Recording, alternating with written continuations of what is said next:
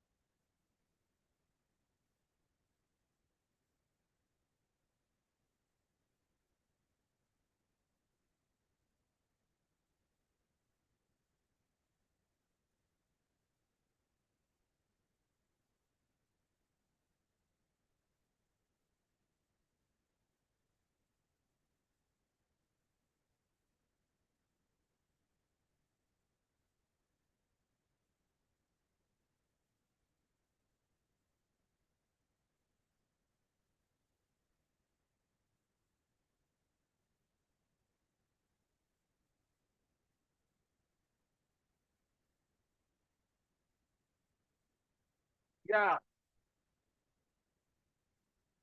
But it could be one lady. Honorable members, Madam Speaker.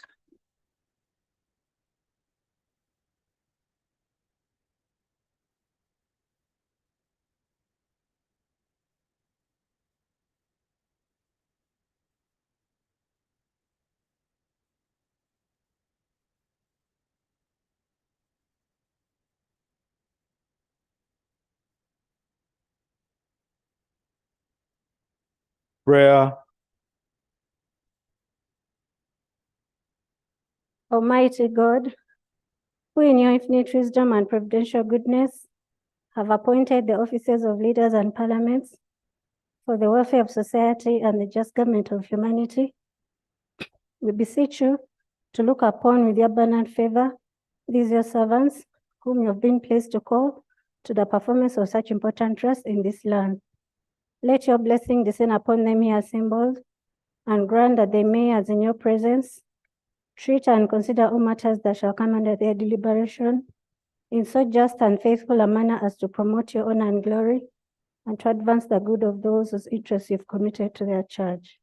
Amen.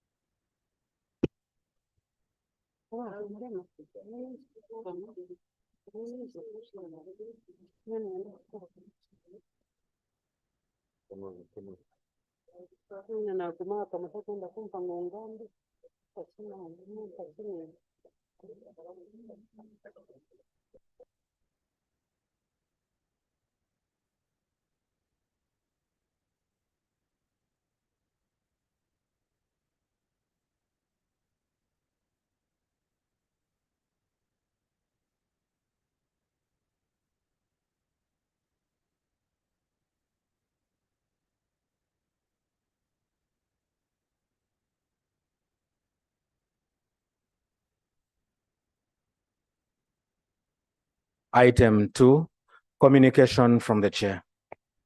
Honorable members, I want to welcome you to this afternoon sitting. On 22nd November 2023, I referred the Judicature Amendment Bill 2023 to the Legal Committee, and we expected to get it today. But we've been informed that we'll have it tomorrow, so we should be able to conclude with that bill tomorrow. We need to see how we increase the number of judges so as to reduce the backlog. Honorable members, over the weekend, it emerged that Uganda national netball team, the She Cranes, have not been able to participate in the upcoming 2023 National Championship in Botswana. Considering the fact that netball is one of our most successful sporting discipline, and especially being played by ladies, played by women. The Vice President of this country is a woman, Prime Minister is a woman, Speaker is a woman. I don't think the Vice President is going to allow that. And I'm happy the Vice President is here. Vice President, you need to see what to do with our girls. They've not been able to participate on the sporting. Honorable members, as you recall, on 19th October 2023, the presiding officer granted executive 30 days to respond to matters that were raised by leader of opposition. The Minister of Defense, the Minister of Security, wrote to me and asked for an additional 1 week, which ended yesterday. I am now directing that the executive presents the report to this House tomorrow. The executive, let's be accountable to this country, let's be transparent, and let's do what we've been sent to do in this House. So let's have the report tomorrow presented on the floor. I want to thank you so much, and thank you for coming for the sitting. The VP, welcome. In the public gallery this afternoon, we have a delegation that has been represented by none other than the High Excellence, the Vice President of this country, Honorable Jessica Lupo-Epel, Honorable Ogwang Peter, Minister of Sports, Honorable Kiror John Bosco, and Honorable Koluo Joseph Andrew. You're most welcome. Thank you so much for coming. Join me in welcoming them. And thank you for bringing very able leaders. Bring all of them back.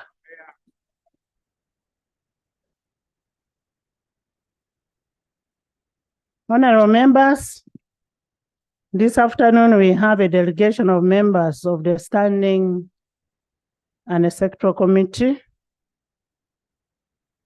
from the Assembly of Makeruni, Kenya. They are represented by Honorable Jonathan Kamongo. Honorable, you're welcome. That is the head of delegation and a member of the County Assembly. Honorable Nduda, welcome. She's a member of the County Assembly. Honorable Boniface Mateso, you're welcome. He's a member of the County Assembly. Honorable Alexander Masila, you're most welcome. And Monica Munene, you're most welcome. They've come to witness the proceedings of today. Thank you so much for coming to Uganda. This is your sister country.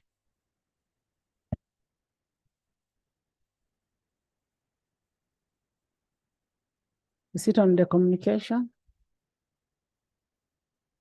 Jacob? Madam Speaker, I raise on a matter of national importance.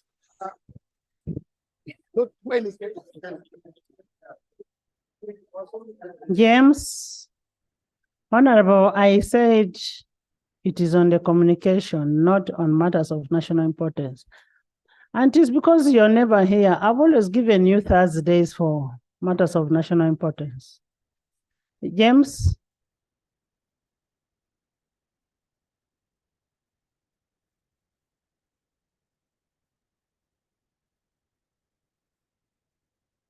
Thank you, Right Honorable Speaker.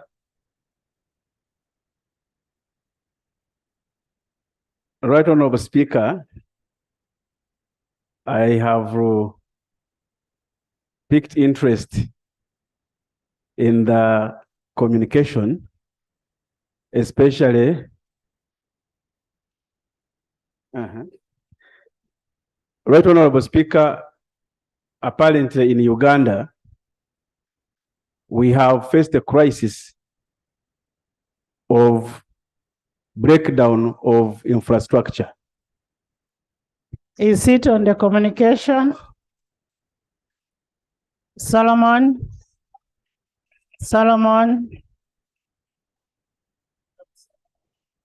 Honorable members, I gave an order which I need a response from executive. Can I first hear from executive? Right Honorable Speaker, following your directive, government will give the statement as you have directed through the Ministry of Internal Affairs tomorrow. I just want to assure you that it will be here tomorrow. I thank you. Thank you so much. The Prime Minister, the Vice President.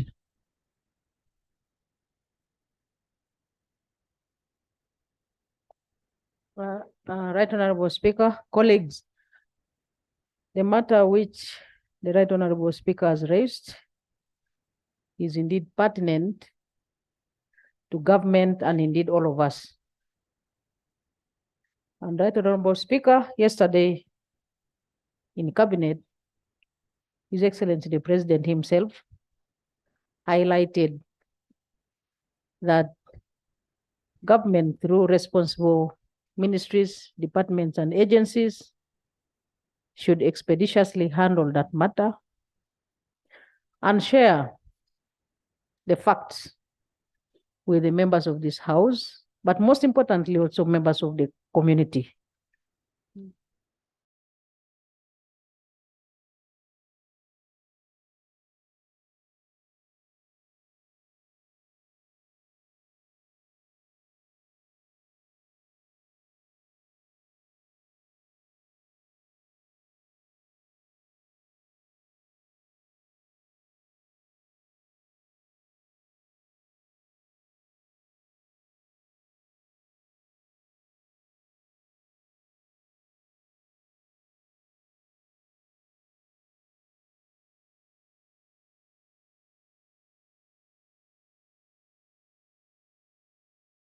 I want to thank you for the concern, but also assure you that government is taking up the matter even at its highest level. I thank you, Speaker and colleagues. Thank you so much. Meanwhile, as we give the government time, we will receive a partial report tomorrow.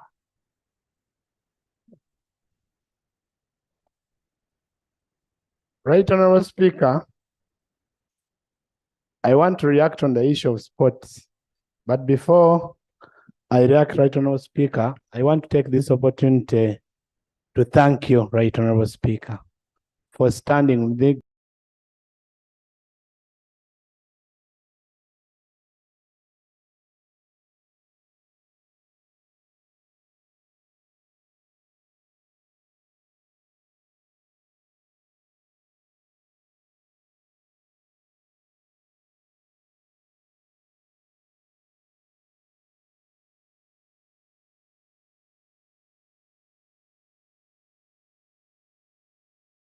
that area. Right Honorable Speaker, I want to react to comment on your communication concerning sports.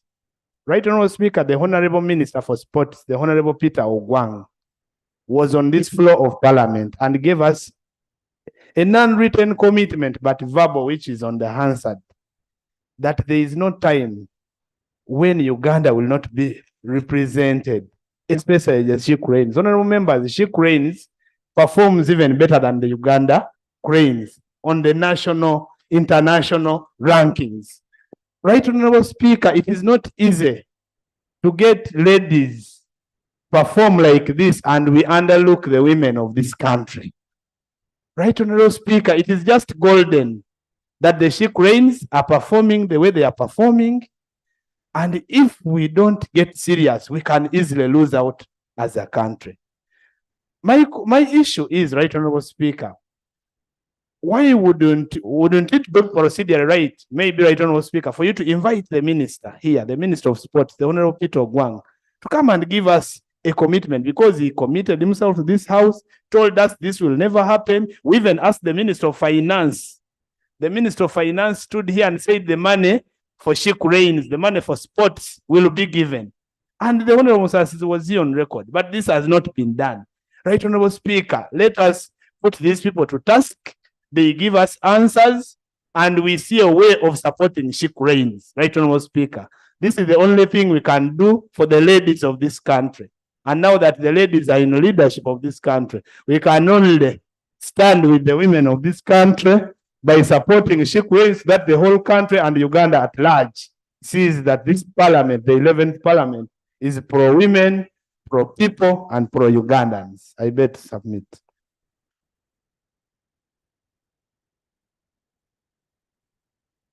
Right Honorable Speaker, it is on record that the government is a very strong supporter of sports. Many of you who come from Kapchorwa know how government is establishing a high altitude center there on sports for all federations of sports to participate. And you know, we have been appropriating money for that. You know how much we have spent in that. And you know that we processed a very important bill in this house, the new sports bill. The idea is that the new sports bill will take care of all these gaps which have now been created, even because of lack of this money. The new sports bill takes interest in all those gaps. But for this particular case, Madam Speaker, would like to congratulate the She Cranes for the stellar performance they have always accorded to us as a country whenever they have gone to perform, especially outside on international netball games. So I will take it upon myself, Madam Speaker, to follow it up with the Minister of Finance, who is my son, Matia Kasaija, and ensure that this issue is sorted. Thank you. Thank you very much, Madam Speaker. Honorable members, I think the issue of the she cranes is beyond financial. It's beyond financial. It is administrative in nature. It is on corporate governance, on governance issues. So I think the minister needs to make a follow-up and come and report to this house. The cancellation of the certificate of the federation, it's a more serious issue than financial, because we appropriated the money, they have the money, and it is a governance issue. Laura, still on communication? Yes, Laura. Thank you, Madam Speaker. Madam Speaker, I walked in while you were speaking about sports, and I want to take this opportunity to thank you. This afternoon, I ably represented you. I want to thank you for the support you have offered to one of the girls who is a swimmer and is a swimmer with disability. She has one arm. Thank you for breaking the stereotypes. Thank you for showing the world that people with disabilities can be champions in sports. Madam Speaker, I ably represented you, and I presented the ticket that you have offered to her together with her mother, because she's a minor, so she can't travel alone.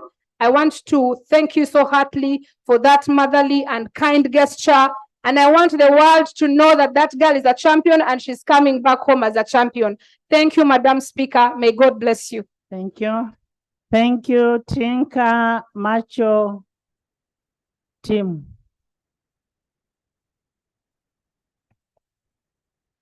Members, free sitting. I've seen some with a very heavy. Thank you very much, Right Honorable Speaker.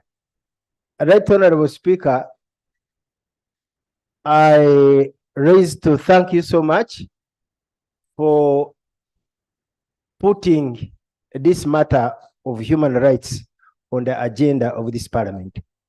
We who sit this side of the house, Honorable members, we have been looking very ugly. Propua first seat. I don't want us to discuss anything on human rights. We'll debate on human rights tomorrow. It is going to be on the order paper. Let the report come. We'll look at it as it comes. Let's not speculate. And I know you're one of the senior leaders in this house. And you know very well that we don't debate in anticipation. But you can tell us something. Much obliged, Right Honorable Speaker. Certainly, I don't have the contents, and I would not divulge the any contents of what will be presented tomorrow, because I don't have the statement. I was only saying thank you very much, because we are looking very ugly with this side.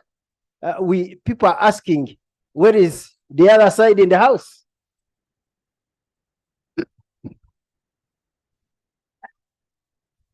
Honorable Tinker, I have not seen anybody ugly on this side. Everybody looks handsome and beautiful.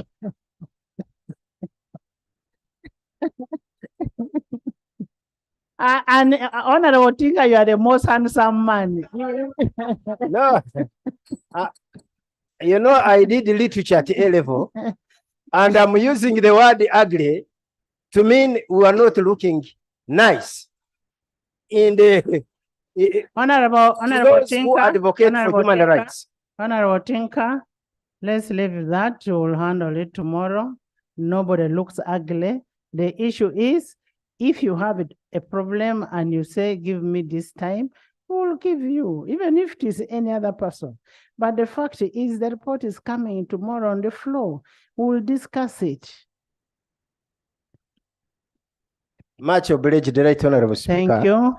Macho? The Madam only Speaker. issue that I wanted to raise Madam Speaker, on top of that is whether the other side that walked out is going to be here tomorrow. Which side? Honorable Tinker, which side walked out? Which side walked out? I didn't see anybody walking out. Me, I've never seen anybody walk out. I have never seen anybody walk out. Madam Speaker. Madam Speaker, this is the most, I would say, beautiful and handsome house of legislation of the Republic of Uganda. And I'm happy that everybody is in the house, including the whip of FDC. There's also, but For they the have the Musivambi, Attorney General. we have the Attorney General, and we have Honorable Ebwalu, one of the senior leaders of FDC. Everybody is in the house today. Therefore, Madam Speaker, I want to appreciate in your communication. You did really give government support to come tomorrow and give a submission concerning the challenge that we have been having. But my question comes, up to when will you be awakening the ministers? I therefore pray that it is high time for our dear president to reshuffle and to reshuffle his cabinet and give some of those members propositions to become active. Because all the time when you don't call ministers to come and give submissions, they don't come. They don't come at all. Madam Speaker, I believe that there is fatigue in the cabinet. There is need of a shake-up so that we can have an active cabinet to deliver the manifesto of the national resistance movement. Honorable, can I have order? Honorable members. Honorable members.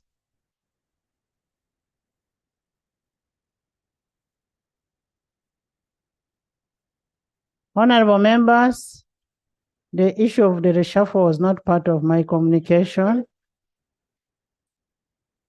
And the president we have is a very able person who knows his own people. He knows his ministers. So if that's what you're advising him, I hope you don't need a slot there. Thank you, Right Honorable Speaker, for your communication. Isaac Otim Giupa, County. Right Honorable Speaker, last year, 2022-2023, we actually allocated about 48 billion towards to the National Council of Sports. 47? No, it was raised to actually 48. Yeah, it was 47. 47, thank you. And there was a time actually they were facing a budget suppression, and this house stood very strong to make sure that the budget for the National Council of Sports is not actually reduced. And on top of that, about 6 billion out of that budget was set aside by the National Council of Sports in order for the different federations to participate in international competitions. So when we hear today that actually the She Cranes is failing to participate in Botswana, then it brings a challenge. And yet as Parliament, we did our part on that ground. I don't know whether we are all in this house, whether we are all hearing what we are saying. We are saying it is not a financial matter. It's beyond financial. Yes, it is part of. Madam Speaker, I have got information that the certificate for the She Cranes as a team, for the federation, has not been cancelled. But the certificate which has been cancelled is a certificate of Uganda Netball Federation for gaps which involve accountability issues. And Madam Speaker, the She Cranes, according to National Council of Sports, will not participate in Botswana, not because of the certificate, but because teams pulled out. And the World Netball Federation, together with the body which is now managing the Netball Federation, called the normalization body, deemed it unfit for the other now a few teams which have remained, a few members of the teams which have remained to go to Botswana for their technical reasons. But the She Cranes will go to London in January, and they will also go to Wales in January. They have 2 international matches in January. So the operations of the She Cranes have not been hampered in any way. The She Cranes will continue playing. But the Uganda Netball Federation is being discussed with the World Netball Federation and the teams of National Council of Sports and the Ministry of Sports, so that the certificate for the Uganda Netball Federation will be revived. Because as of now, it is clear that is cancelled for technical reasons involving accountability. So that is the information, Madam Speaker. Thank you. Now that will require us to get a report from PAC on the investigation on the Federation, Netball Federation. So PAC should present that report. Next item. Item 3. There's a procedure matter. Thank you, Right Honorable Speaker. Right Honorable Speaker, with respect to the Vice President, in the same spirit of sports, Right Honorable Speaker, when the National Council of Sports revoked the certificate, it meant that the Uganda National Netball Federation is prevented from organizing any international representation. That means they cannot organize anything. Now, Right Honorable Speaker, the battle that the Vice President knows is hampering because there is an ad hoc committee which has said it's not sure whether they will be in position to organize the games in January, where Uganda is to play England, New Zealand, and Australia. So, Right Honorable Speaker, I would request through your office to be procedure right for the President, Right Honorable, for the President to commit on the microphone that Uganda is going to participate in January. Honorable members, before we have the Vice President commit, let's get a report from the Minister of Sports. That will inform this House on the decision we shall take, and we'll need that report tomorrow on the floor. Clerk, put it on the order paper. Let's have a report tomorrow. Yes, procedure. Right Honorable Speaker, the Committee on Legal and Parliamentary Affairs was given a task on 23rd of May this year to deliver the National Legal Aid Bill to this House for discussion. To date, nothing has happened. And yet I'm hearing another bill is going through the same committee. Do we still have a committee on legal or it is gone? I would love to find out whether it's procedurally proper for us to continue proceeding as though everything is normal when totally things are appearing to be abnormal. Honorable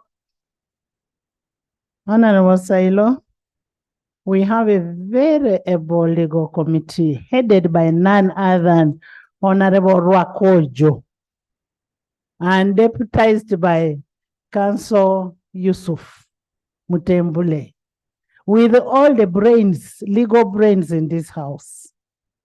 If the legal bill has not come forth, then we must first investigate why. But the chairperson has a reason as to why.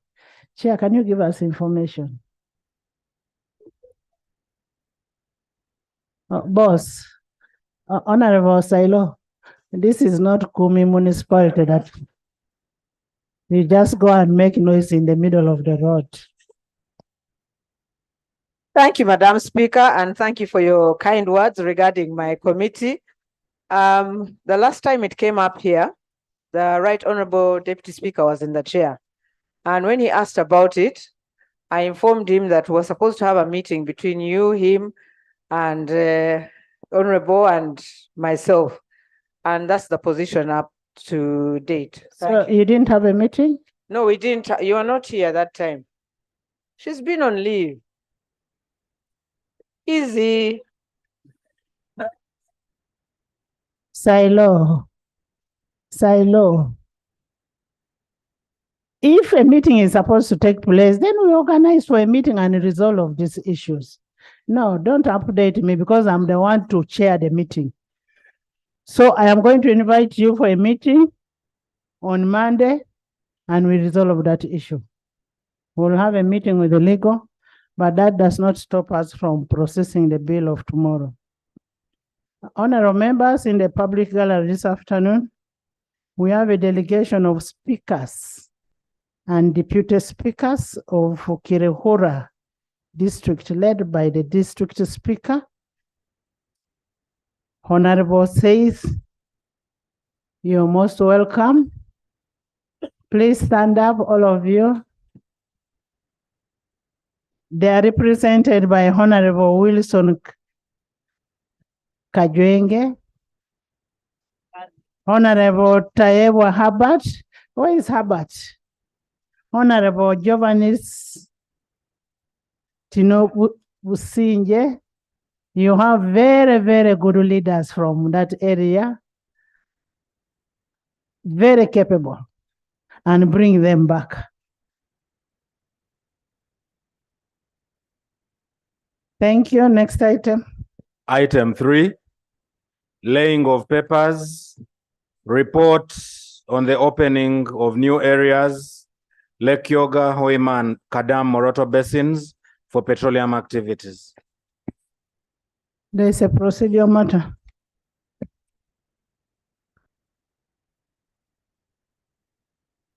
Thank you, Right Honorable Speaker. Right Honorable Speaker, in May this year, this Parliament passed the Employment Amendment Bill, and there is a timeline within which the President is supposed to actually consider this bill and either send to it, or if he has reservations, he sends the bill back. Now that we have the Vice President here, would it not be procedural right for us to be updated as to why the President has actually held this bill beyond the stipulated time? Thank you, Right Honorable Speaker.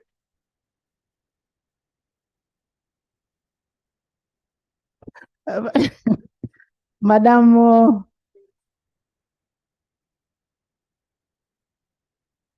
when we process a bill, the person who assents to the bill is the President of Republic of Uganda.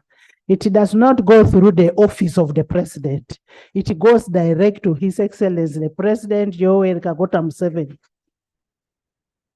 So the Vice President may not be aware of that bill that we sent, but the person to respond to that should be the Attorney General, because he's the one who is the legal advisor of the country.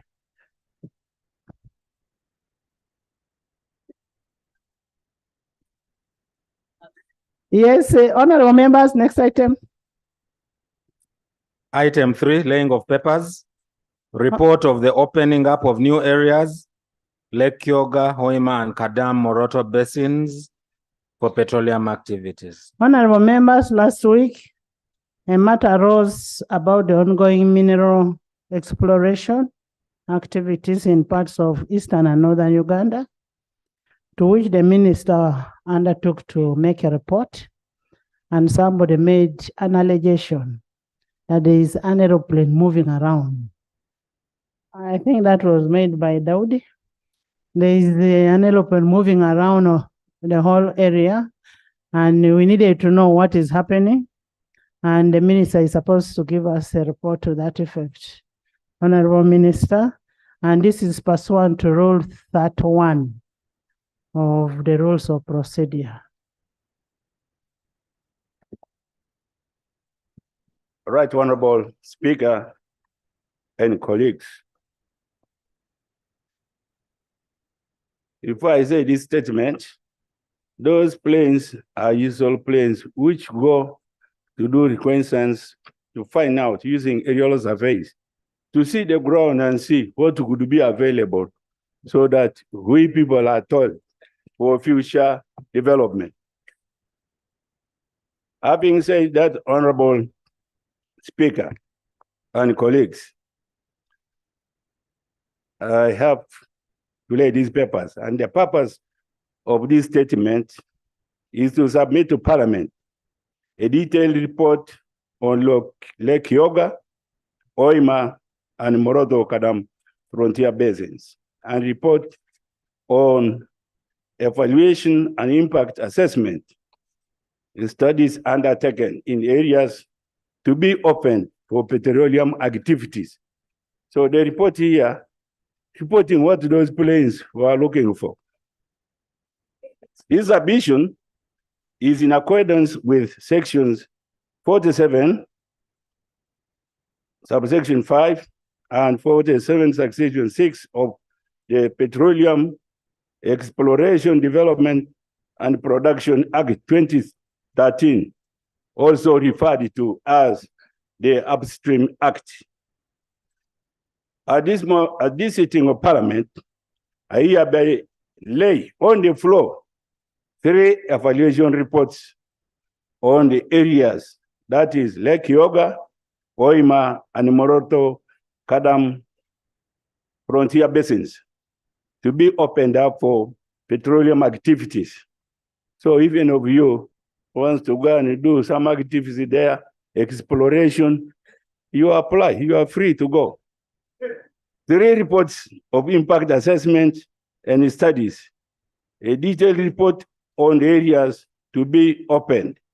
And these reports are right honorable here, and they are not simple to lay. I have to carry them almost on my head. I beg to lay.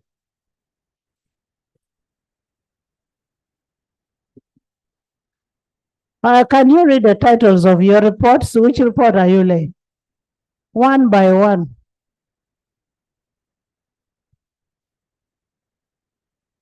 And honorable members, the reports are informative. Yeah. They will be posted in the library and you go and look at them. Yeah, you just bring one.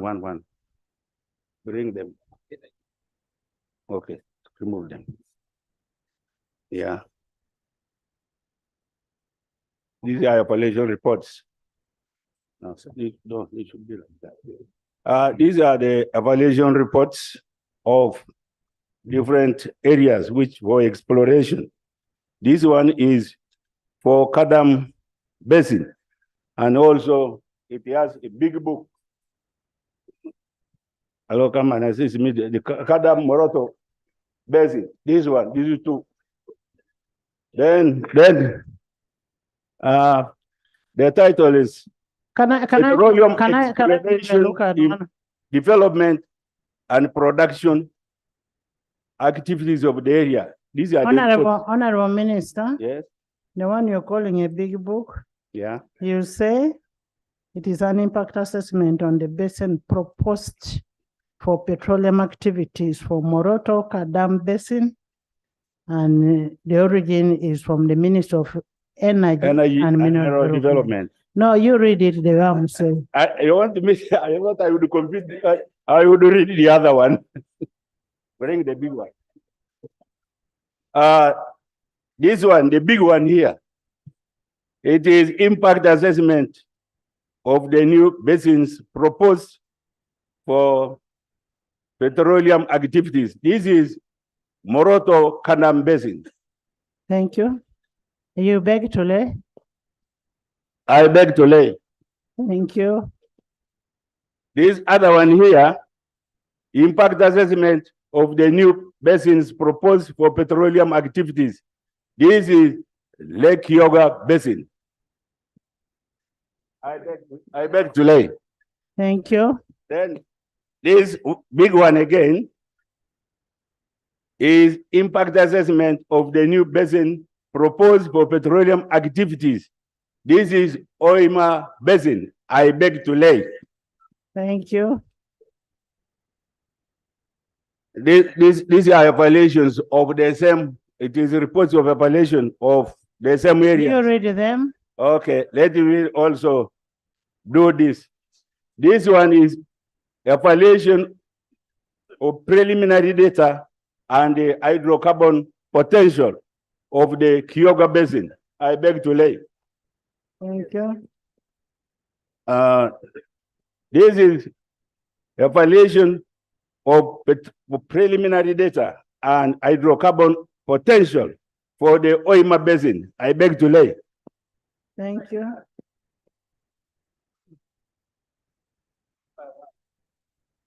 This is now evaluation of the preliminary data and hydrocarbon potential of the Moroto Kadam Basin.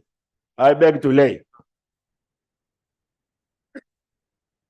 This one is, that is a report on the areas to be opened up for petroleum activities, all combining that a simple report on them all.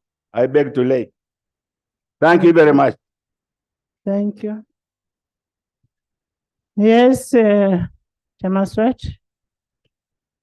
Thank you, Madam Speaker. I rise on Rule 31 and 32. Wouldn't it be procedurally right, Madam Speaker, for the title of the report to capture the two basins in Elgon, Kadam Basin, then Kadam and Moroto Basins? That would be the title that would be appropriate for this. You know, this is a political question, both political and pride as well of the communities. Honorable Chairman Swett, the title of these areas are determined by the geographical coverage of the Minister of Energy. It is not the local way you say this is a Bay region, this is Elgon, and what. There is a way Minister of Energy scientifically makes it. So that is okay. Yes, Honorable Minister. Honorable Member. Right, Honorable Speaker, you are very right. These are determined by the geology of the area. It was determined even long ago, the way they were seeing the continuation of those areas. And these ones, the small districts were created now, have been found to be within that basin. So we don't change the basin, we can change administrative units. The basin is one. Thank you. Mapendus. Thank you very much, Right Honorable Speaker. Right Honorable Speaker, on 16th of last month, I raised a matter of national importance in regards to how the oil districts are being treated. And I was particular on how Noya district has been deliberately left out from all the benefits. Right Honorable Speaker, the Prime Minister directed the Minister of Energy to urgently have a meeting with the leaders from Acholi sub-region. So issues to do with the benefits and how the oil districts are being treated can be harmonized. To this day, Right Honorable Martin, how is that related to the laying of papers? Right Honorable Speaker, it's procedural. Can we handle that on Thursday? Thank you, Right Honorable Prime Speaker. Minister's time. Thank you. Thank you. Next item. Item 4, statements by ministers. Item 4.1, statement by minister on commemoration of World AIDS Day, 1st December 2023. Honorable Ministers, as you are aware, 1st December is a World AIDS Day, and this is a global time for reflection on the HIV/AIDS related stigma. The minister is here to present a report, and that is pursuant to Rule 52(1). So the minister will present a report. I got an apology from the main minister, and Honorable Chofa will be the one to present the report. Honorable Chofa.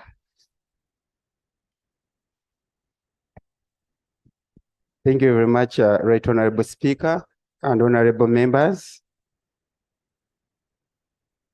Yes. Yes. Honorable Speaker, I am concerned that the person who is coming to read the report is totally not known to me. And I see like there's a stranger in the house. Is it not? Is it in order? Is it in order? Is it in order? For a stranger to come and stand before us, I don't know the person totally, Honorable Speaker. I don't know this person. Honorable members, it depends on how you define a stranger. Honorable Kabwe Chofa is a member of parliament and is a minister. It's just because he's an ex-official, but it's also because you, Silas, you are never in the house. Honorable Chofa.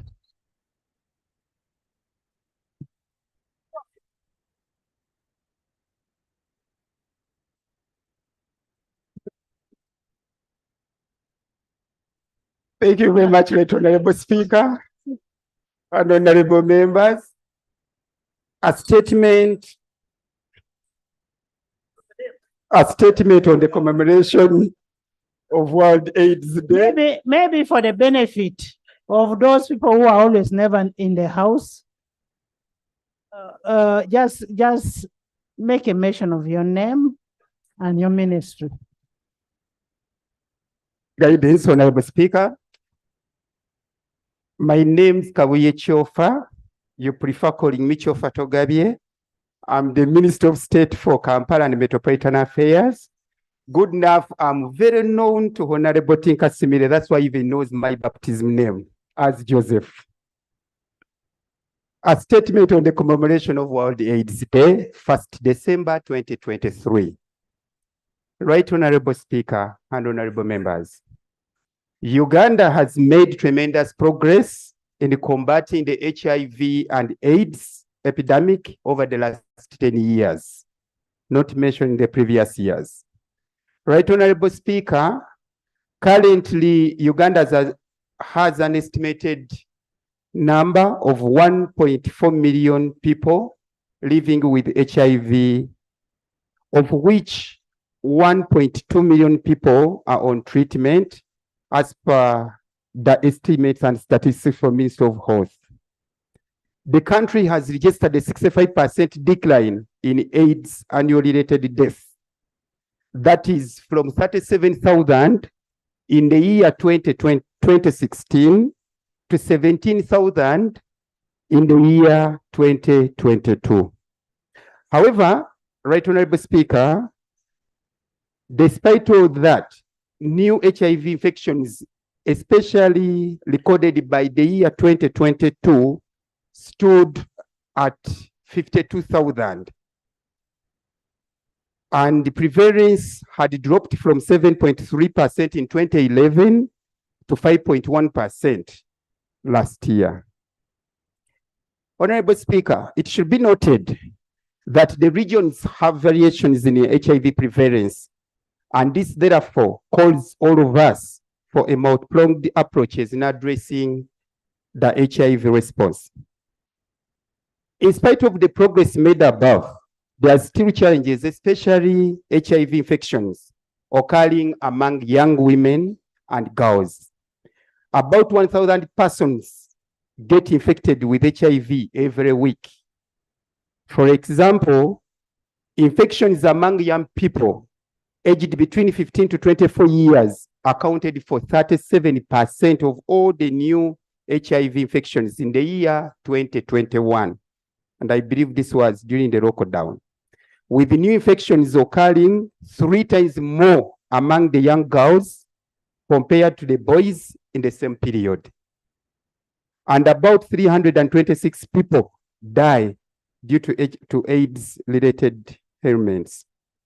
Right Honorable Speaker, the drivers of new infections include multiple sexual partnerships, sexual and gender-based violence, negative social culture norms and values, like early marriages and widow inheritance, transactional sex, income inequality, and poverty, high level of school dropout, stigma, and discrimination, inequality in access to prevention, care, and treatment services. Right, Honorable Speaker, concerted efforts by all stakeholders are required to address these challenges I've mentioned. And Right, Honorable Speaker and members, you may know or recall that each year on 1st December, Uganda AIDS Commission, which is domiciled under the Office of the President, mobilizes partners at national and subnational level to observe and participate in HIV/AIDS advocacy events. Key among them is the World AIDS Day. This event provides a powerful advocacy platform that is well aligned to the presidential fast track initiative for ending HIV/AIDS as a public health threat in Uganda by year 2030 and mainstreaming HIV for epidemic control.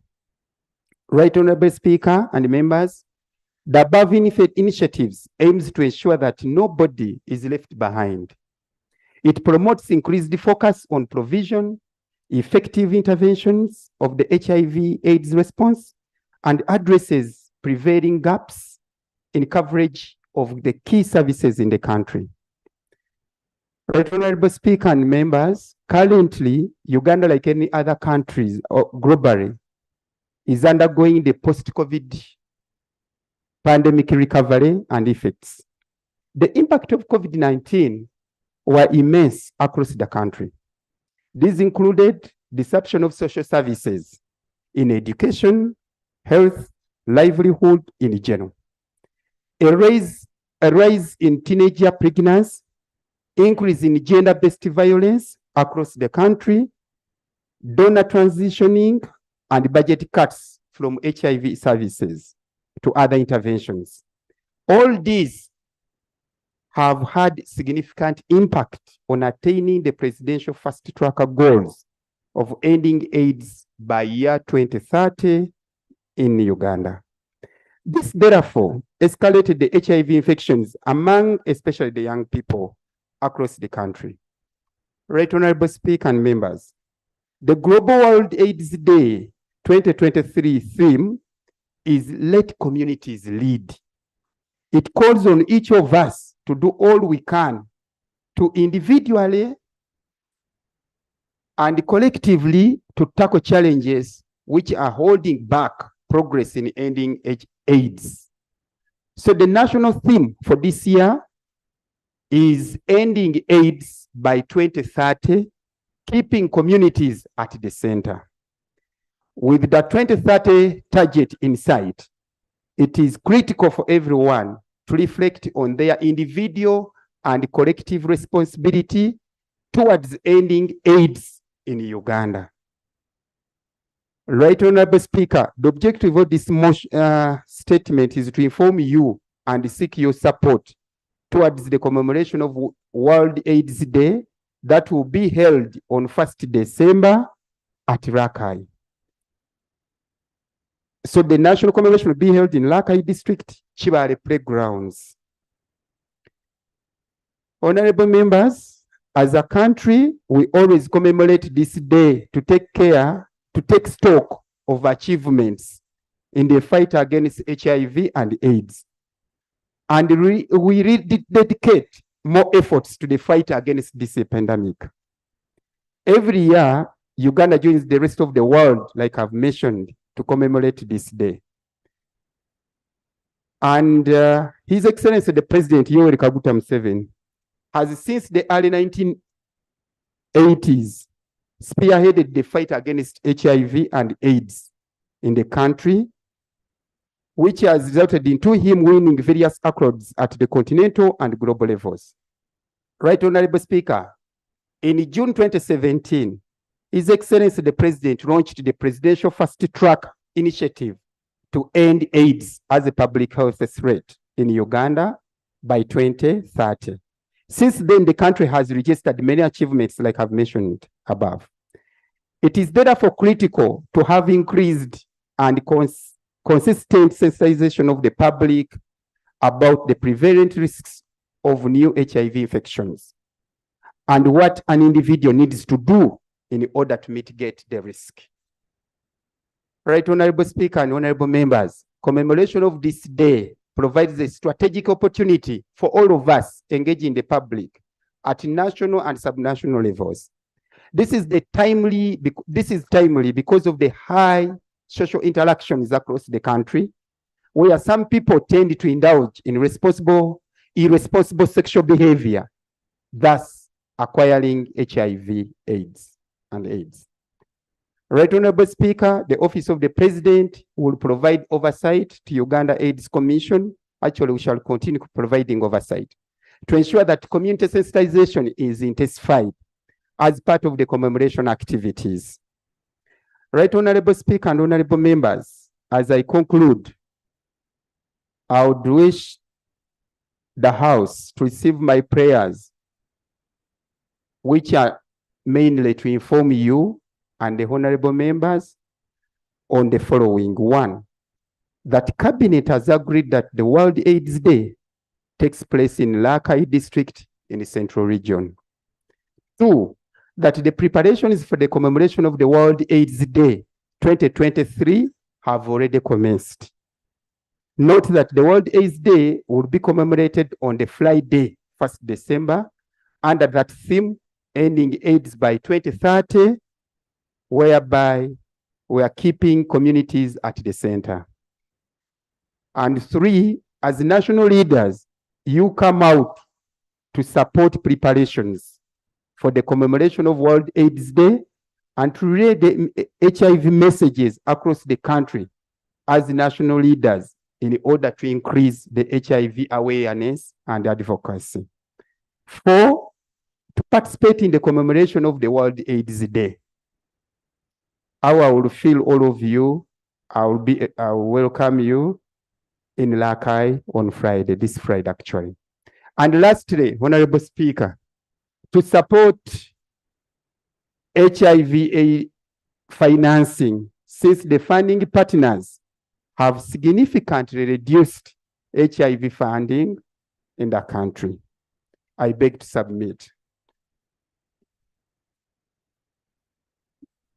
Thank you so much, Honorable Minister. And we've seen your prayers. I wouldn't want to say they are misguided prayers. Actually, this should be like you're informing us. It's not a prayer because you've already decided. So you don't need our approval to do that.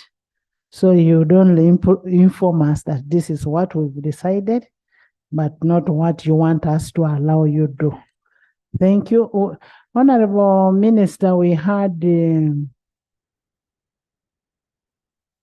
what was supposed to come in this week, injectable ARVs. Can we have a debate of this statement together with the one of injectable ARVs? Honorable Minister Obua, Government Chief Whip. What was supposed to come as the preceding items for this week?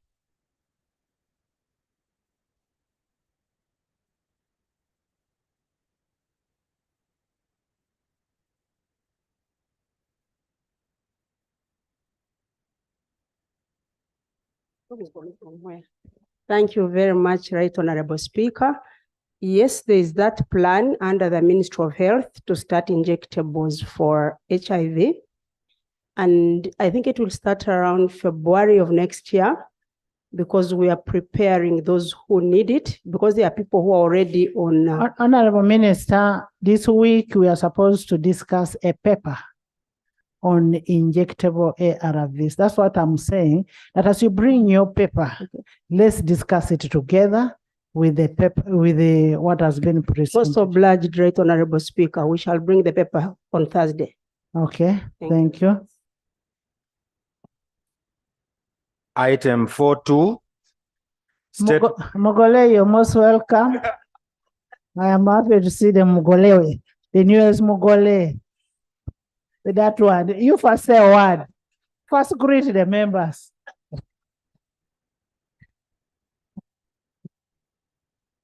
Mugole, you're welcome.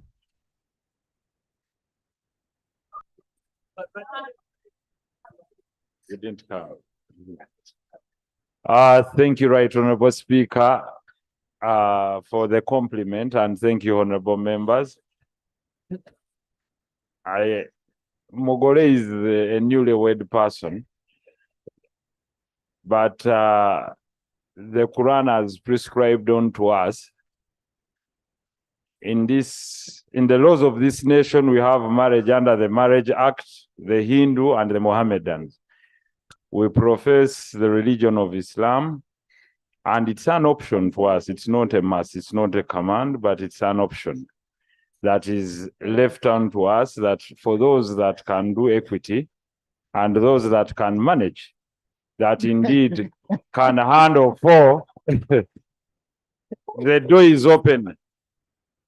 I would like to thank you all for your prayers. People asking me of the number. The number is not your concern. Just know the number is a private matter, but just know that there is still another slot open. Thank you very much. Thank you so much, Honorable Medi.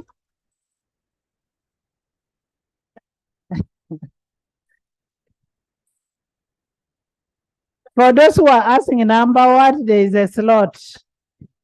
Honorable members in the public gallery this afternoon, we have a delegation of Alur Zombo Connect Youth and Dilber Women Group from Zombo District, and they are represented by Honorable Esther Afoyo-Chan, the Commissioner, and Honorable Songa Bicha Lawrence, and Honorable Kumu Gabriel. You're most welcome. Please stand up. That is the team from Zombo. You're most welcome. And thank you so much for coming to this house to be with your very good members of parliament. Thank you. And bring them back. They are very good members.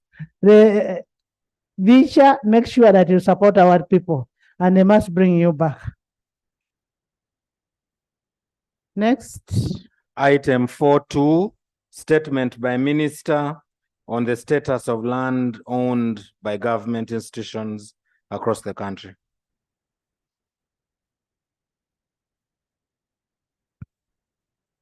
Honorable members, you recall on Wednesday, 15th November 2023, during a debate on statement from the Minister of State for Disability Affairs on commemoration of International Day of Persons with Disability, the matter arose on the fate of public land across the country. And I directed the Minister of Lands, Housing and Urban Development to present a statement to this effect. I now invite the Minister to present. Right Honorable Speaker, on Thursday last week, you directed that the Minister of Lands should come today to present that statement on the status of land owned by government in Uganda. The minister was duly informed.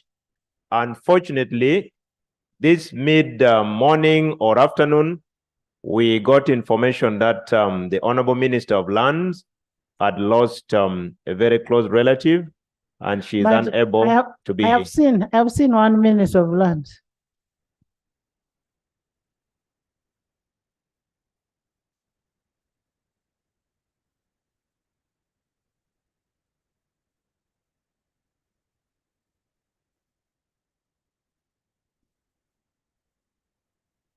Thank you, Right Honorable Speaker. Yes, it's true my senior was due to present that statement. Unfortunately, he was bereaved. I myself, I've just left Mulago because yesterday I had an accident and I have been in under check in hospital since yesterday. But I'm okay. And Sorry about that. we will coordinate and present that statement. Sorry, And I thank you for the words of goodwill. Minister. Thank you. We wish you a quick recovery and we keep praying for you. Amen. Honorable Minister, Government Chief Whip, you had different instructions, I think, because we saw him on the report. The Honorable Minister was given a report to present, and I was insisting the report must be presented by the Minister of Lands so that she can be able to respond. But what we can do is that we receive the report, upload it, and then she comes to present the report on Thursday. So that you study the report, get all those areas that have been mentioned, then we can be able to discuss. I hope it has a golf course of Soroti. Please lay the report. You can actually read the report, then leave the debate to the minister. Thank you so much, Right Honorable Speaker. The statement is 2.5 pages. The rest is an attachment highlighting all the public land we have in Uganda. Right Honorable Speaker and honorable members, this is statement to Parliament on the status of land owned by government institutions across the country, and it is signed by Honorable Judith Nabakoba, Minister of Lands, Housing and Urban Development. Right Honorable Speaker, during the 11th sitting of the second meeting of the third session of the 11th Parliament held on Tuesday, 31st October 2023, the House adopted the report of the Committee on Defense and Internal Affairs on the management and utilization of Uganda Police Force land in selected areas in Kampala. Right Honorable Speaker, during that sitting, you guided that the Minister of Lands, Housing and Urban Development should present to this August House a statement on the status of land owned by government institutions across the country on Wednesday, 15th November 2023. Right Honorable Speaker and honorable members, we all know and recognize the importance of land as a vital resource for socioeconomic development of our country. As government, we have put in place measures to ensure that government land is effectively and efficiently managed and utilized well for the transformation of the country from a peasantry society to a modern and prosperous country. Right Honorable Speaker, the Ministry of Lands, Housing and Urban Development, together with the Uganda Land Commission, have an inventory of government-owned land across the country, which I wish to lay on the table. I now beg on behalf of the Minister of Lands to lay on table an inventory of land owned by government all over Uganda. I beg to lay. Thank you. Right Honorable Speaker and honorable members, the inventory indicates government property registered under Uganda Land Commission in every district of Uganda. It also includes both government land that is surveyed and unsurveyed.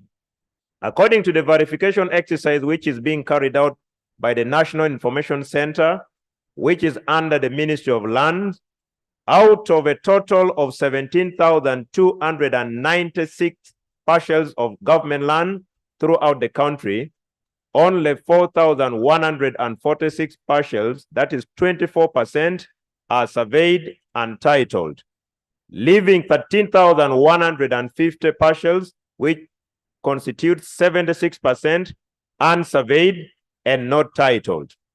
This situation has made it difficult to manage.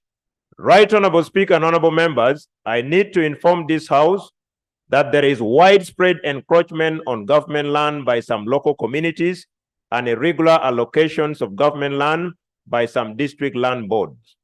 Right Honorable Speaker, in order to address the above cited challenges of managing government land, Uganda Land Commission is in the process of coming with a project that will undertake a comprehensive government land inventory.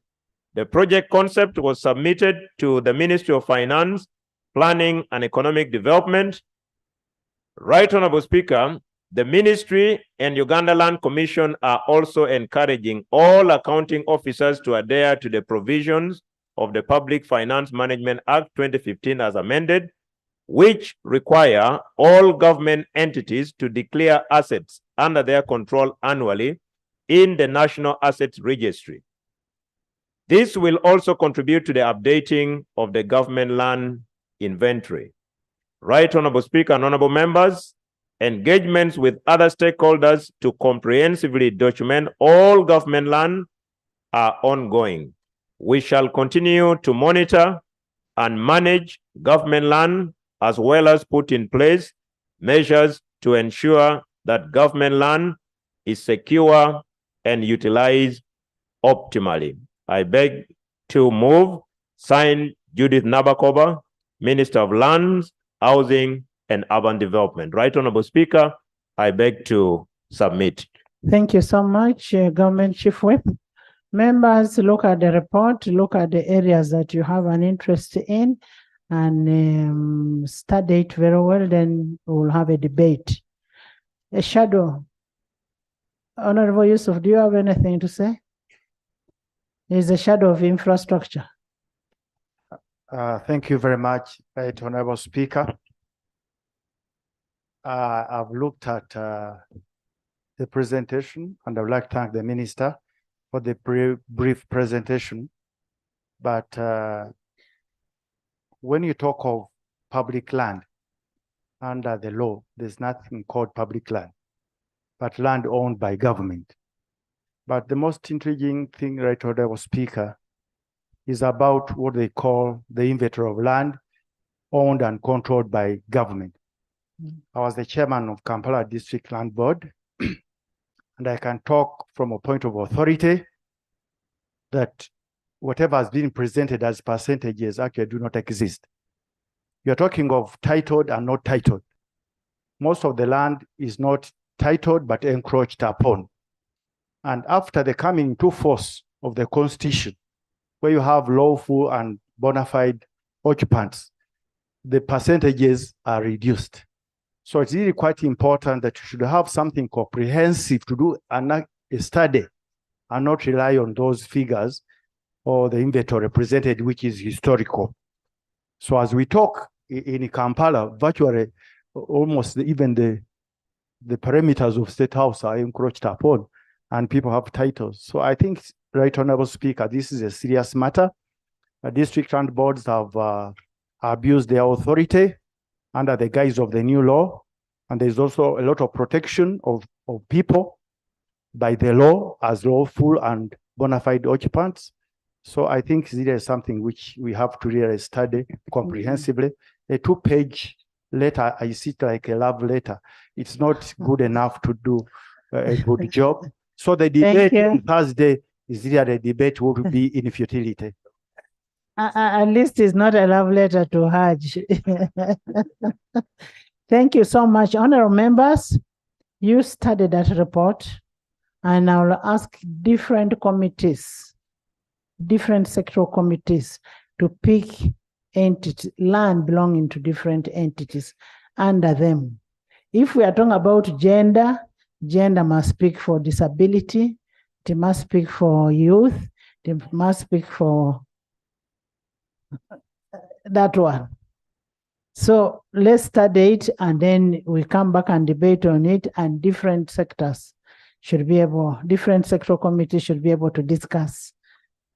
Because this arose out of land belonging to persons with a disability, how the land is being grabbed.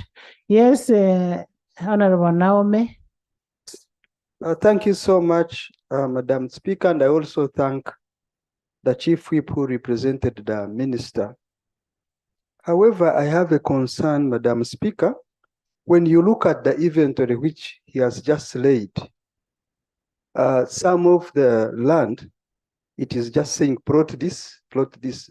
There's nothing like acreage. We don't know the That's size. why we need to study it so that we come back and debate on that and ask for a clarification that you're saying this is a plot, how much acreage, on which road, if it is in Mackinac, whichever road, we should be able to come back and get a clarification from the minister. Won't it be procedurally right, Madam Speaker, that instead of now asking, now that we have seen, she prepares since she's coming on Thursday to bring everything ready? And that is fine, of course, for you, because you're first, you have seen it. Honorable Government Chief Whip, tell the minister to come with all the details in regard to land owned by government.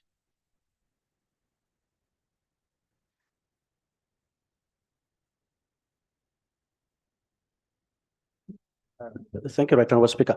I just thought maybe we could have it on record clearly, because the Shadow Minister pointed out that the communication from the Government Chief Whip was only of 2 letters, but he mentioned it clearly, 2 pages, sorry. But he mentioned it clearly that he had an accompanying document. So maybe the minister could lay it. The annex. The annex is also laid. Yes. It's laid. So maybe he could lay it properly. You know, I don't know why Shadow Minister. You know the problem, we gave you iPad, you don't carry it. Where did Naomi see hers from? Naomi was very fast in seeing it. But it's the Shadow who is saying it's only 2 pages, but we have an annex. No, there is an attachment. Yes.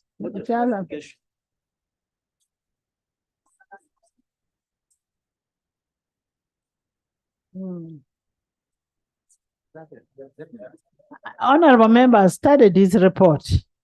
And when you look at these reports, it even indicates the sectors. There are those under MAIF, Minister of Agriculture. There are those under trade. There are those in different sectors. So you should be able to look at them, Uganda prisons, Uganda police, and then you'll be able to appreciate. Thank you. Next. Item 5. Yes.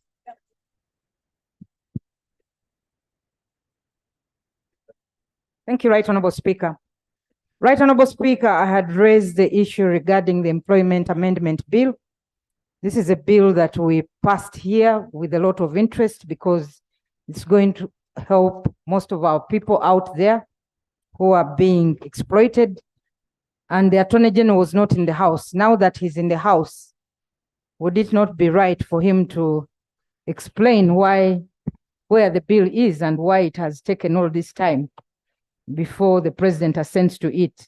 Outside, I think it is 45 days that the President is allowed to be with the bill. Thank you, Right Honourable Speaker.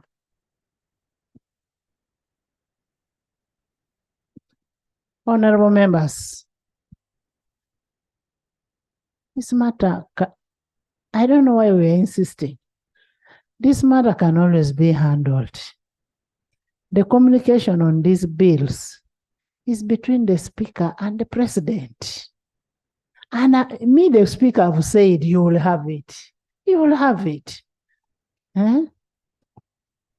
Attorney General is only to cross-check, but I will be the one to give you the final word.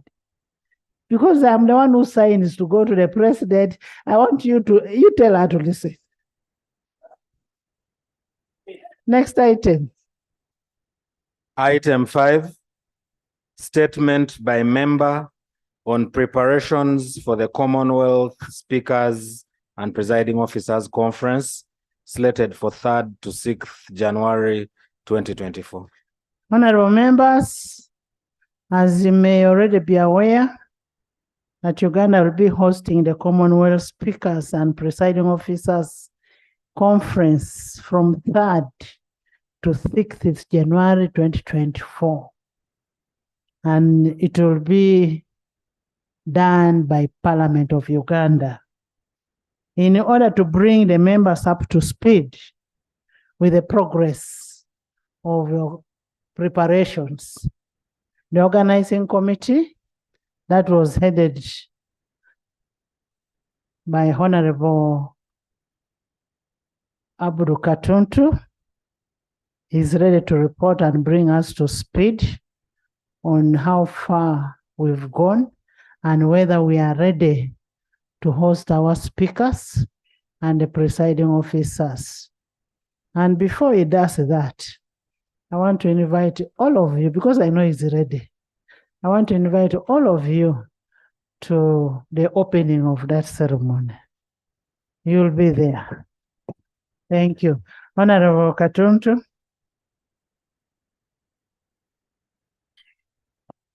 Thank you very much, Right Honorable Speaker and colleagues.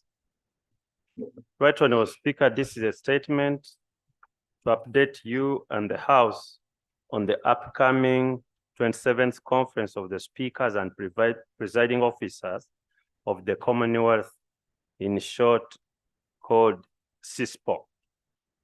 Right Honorable Speaker, the Parliament of Uganda will host the 27th Conference of Speakers and Presiding Officers of the Commonwealth from the 3rd to the 6th of January 2024 at Speak Resort Munyonyo. Uganda was confirmed as the host of the conference at the last CISPO conference in Canberra, Australia in January 2023, where yourself, Right Honorable Speaker, Annette Among was appointed as chairperson of the standing committee. The official opening ceremony is expected to take place on the 5th January and to be presided over by His Excellency, the President of Uganda. This is the background to this conference, Right Honorable Speaker.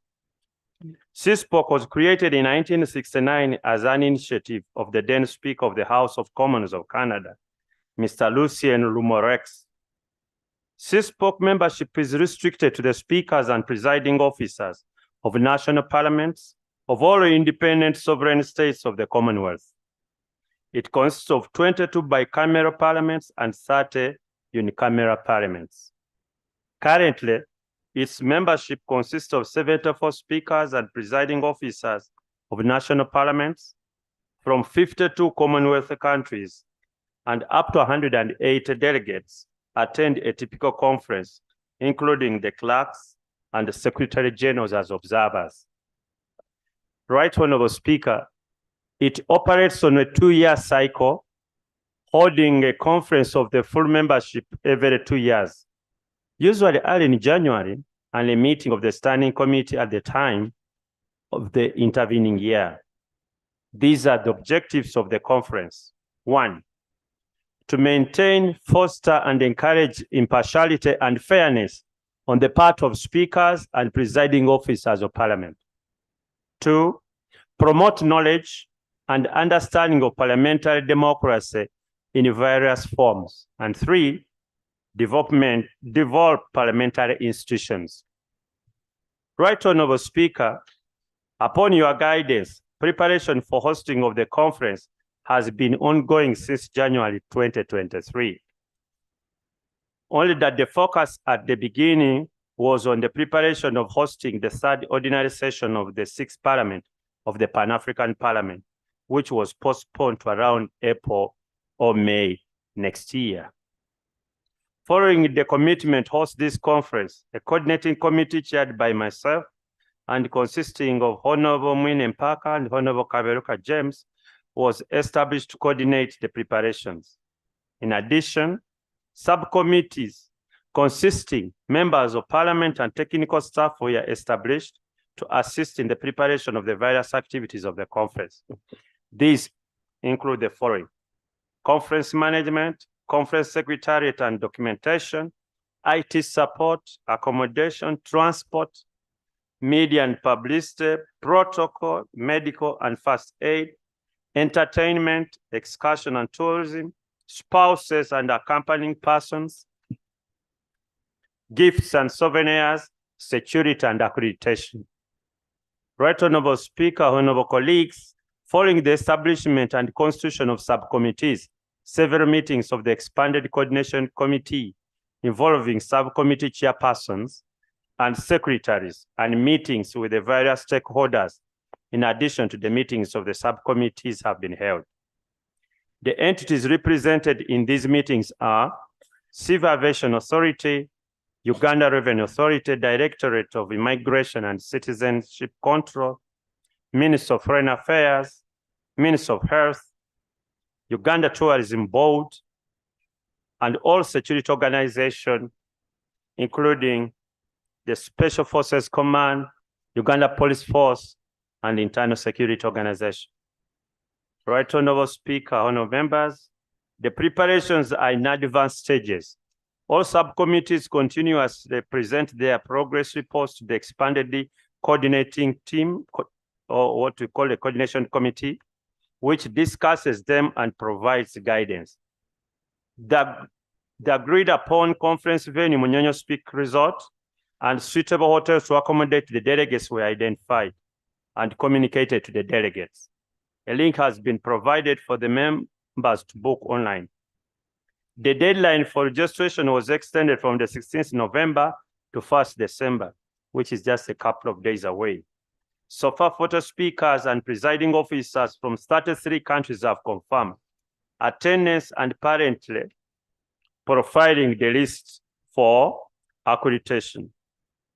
I can mention the countries that have confirmed, right, Honorable Speaker: Republic of Tanzania, Namibia, Singapore, Sri Lanka, Seychelles, Ghana, Malawi, Lesotho, Zambia, Canada, Botswana, Samoa, Tonga, Mauritius, Guyana, Pakistan, Antigua and Barbuda, Kiribati, Jamaica, Malaysia, Cameroon, Sierra Leone, the Bahamas, Mozambique, Kenya, South Africa, Kingdom of Eswatini, Trinidad and Tobago, Nigeria, India, Maldives, Dominica, British Virgin Islands, and host Uganda.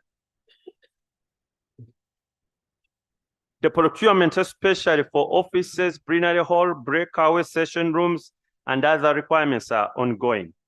The Standing Committee approved the topics for discussion at the Kampala conference, and they include the following. And 1, environment, climate change, and the role of parliament. Diverse and inclusive parliaments, youth and gender sensitivity. Security measures for parliamentarians and parliaments. 4, health and well-being support in parliaments and the role of speakers and presiding officers. 5, a special session on building consensus for parliamentary business, the role of speakers and presiding officers. Funding. Budgets and work plans from all the subcommittees were discussed and harmonized to avoid duplicity of activities and tasks. These were incorporated in the budget of the Parliamentary Commission for the current financial year 2023-24. Expected benefits. Right, Honorable Speaker, the country stands to benefit from this conference as the trickle-down effects on the economy will be felt immediately, and thereafter, the benefits include there will be private visits to different attractions around Uganda, and this will continue to enhance the tourism potential and subsequently increase the income. Speakers and presiding officers will hold bilateral, multilateral meetings, and these are expected to strengthen ties between the different parliaments around the Commonwealth. Right, Honorable Speaker, in that regard, Parliament Uganda will also foster cooperation with other parliaments, which will create alliances and in the end strengthen diplomatic ties with those countries. This conference is especially important to deepen parliament diplomacy and augment Uganda's role in the Commonwealth parliamentary collaborations, as well as present opportunities to share experience, expertise, and knowledge on best practices. With the delegates, accompanying person, and other officials expected to grace the conference, colleagues, presents opportunities to create businesses and entrepreneurial linkages to cement trade relations with the visiting delegations. 6, this high-level event comes with increased tourism hits and its attendant dividends for the small, medium, and large-scale investors across the tourism value chain.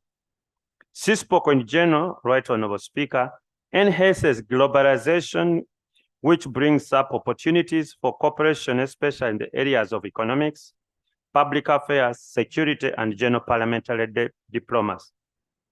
Right Honorable Speaker, I call upon all members of Parliament to embrace the meeting and welcome the delegates in our usual warm way.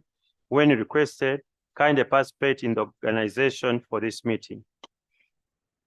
We have had one innovation this time around, Right Honorable Speaker. To entertain our guests, we are getting groups from up country. It has always been that we just look around Kampala and get groups here. This time, we are getting from the west, we are going to the west. From the north to do Bola dance, we are getting people from the north. Yes. From the east, we shall also get people from the east. Yes. To help expose these up-country groups to international meetings, but also to earn a little bit of income, other than it is all about Indero group all the time, Indero group all the time. Yeah. Yes. Right Honorable Speaker, honorable colleagues, I beg you to report. Thank you so much, Honorable Katonto, and thank you for that report. And basically, the report is informative and also it serves to invite you to get involved in the activity and attend the function. And I think we are good to go. When I see a Afande Charity here, security will be guru. So we are set to go, and it's a good thing to host visitors, especially from all those countries. Yeah. Should call yourselves lucky. During your time in the 11th Parliament, you should be very happy to host those visitors. I want to thank you so much, Honorable Katonto, and you will be glad to receive the visitors. And when the visitors are here, we'll show our good manners. And maybe this is also to inform you that on 21st we'll have end of year party. This time we are not going to get dancers from out. We have people in Parliament here who perform. We shall have Bangaina, we shall have the Hildamans, we shall have the Bualus of today. So on 21st December, we'll have an end of year party in the compound here. Thank you. Next item. Item 6. Honorable Minister, you have something to say? Right Honorable Speaker, I respect your ruling. And I want to thank the Honorable Katonto for the presentation and also congratulate you for hosting that big meeting. I was just looking at, I say, since inclusive areas, and I saw gender and youth. This parliament is doing very well for people with disabilities. How I wish we bring that topic so that other parliaments can take advantage of that, and in future, we might have a parliament of disabled people to discuss other issues. So I'm just asking that let us include that important group of human beings into the presentation. And secondly, I am also being reminded of elderly here. But secondly, I also want to thank the Right Honorable Speaker. You were not there during the national prayers, but what you promoted, our own, we danced, we clapped, and whatever. And he was so excited that the president gave him an envelope. I think even he got confused at a certain stage, Ibalat. And he really danced, and we danced in that thing, and everybody was enjoying. I think this is a good promotion, and I support it for bringing our artists from outside. But just bring us there. Thank you. Yalama. The persons with a disability. Thank you very much, Right Honorable Speaker. It is noted, but as you know, the topics are agreed upon by us and the Secretariat in Canada. However, the second topic would be diverse and inclusive parliaments, where we had limited ourselves to youth and gender sensitivity, but we can as well discuss with Canada and put the issue of people of disability. Since Uganda is the one discussing that, will include persons with a disability. Exactly, because this particular topic is going to be presented by Uganda. Thank you. Yes. Yes, Atat.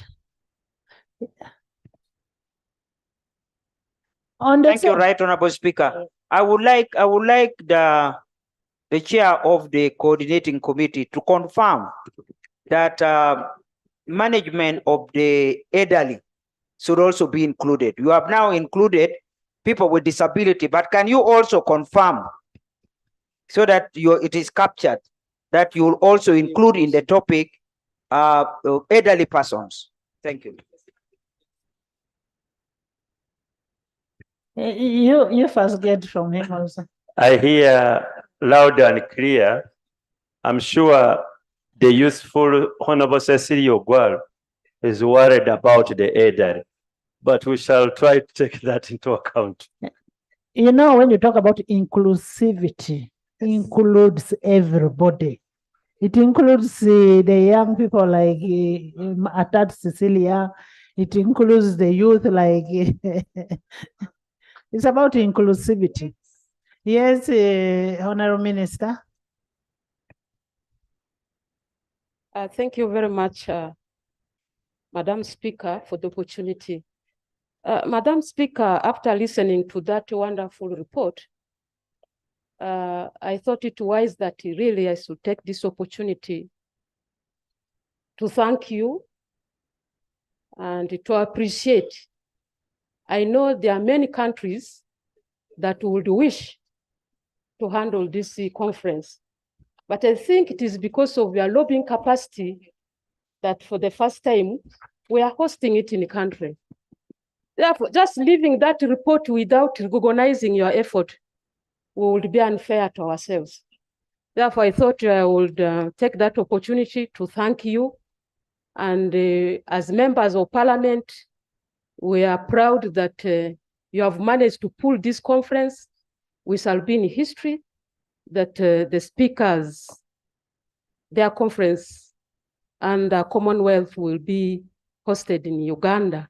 Thank you. Then it confirms the maturity of the democracy of this country. Thank you. I don't think such a conference will be hosted in an undemocratic country. That shows that our country is maturing in terms of democracy and the stability and the peace of the country. As an anchor is making all this big international conference coming to the country. And as Ugandans will be aware to benefit from the benefits of these conferences. I know the benefits are immense. Therefore, I want to thank you.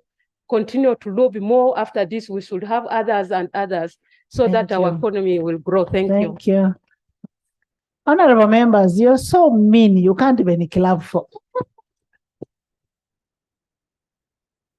By the way, we are also supposed to host APU, which APU is being headed by Honorable Nakut, African Parliamentary Union. Yes, Jonathan, then Martin.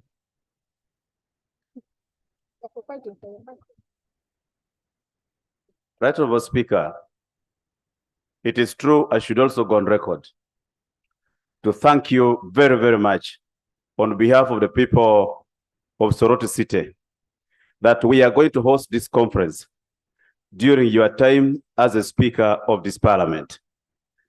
I am also a very happy man that it is going to come at a time when I am the Member of Parliament of Soroti City. Madam Speaker, I am in the committee, I'm at the Secretariat. We are going to do everything possible within our means to ensure that this conference is hosted in Uganda successfully. But I want to thank you. Let me thank you very, very much that you're doing a very good job. The world is happy, the women are happy, and government is happy. Thank you very much. I thought I would go on record on answer to thank you. Thank you very much. Thank you. You're forcing me to say FDC. this function is a country being hosted by Uganda. Therefore, we must be proud of our country. I thank you. Honorable members, Uganda is bigger than any party. It's about, Thank you very much. it is our Thank you. country. It's our country. Yes, yes.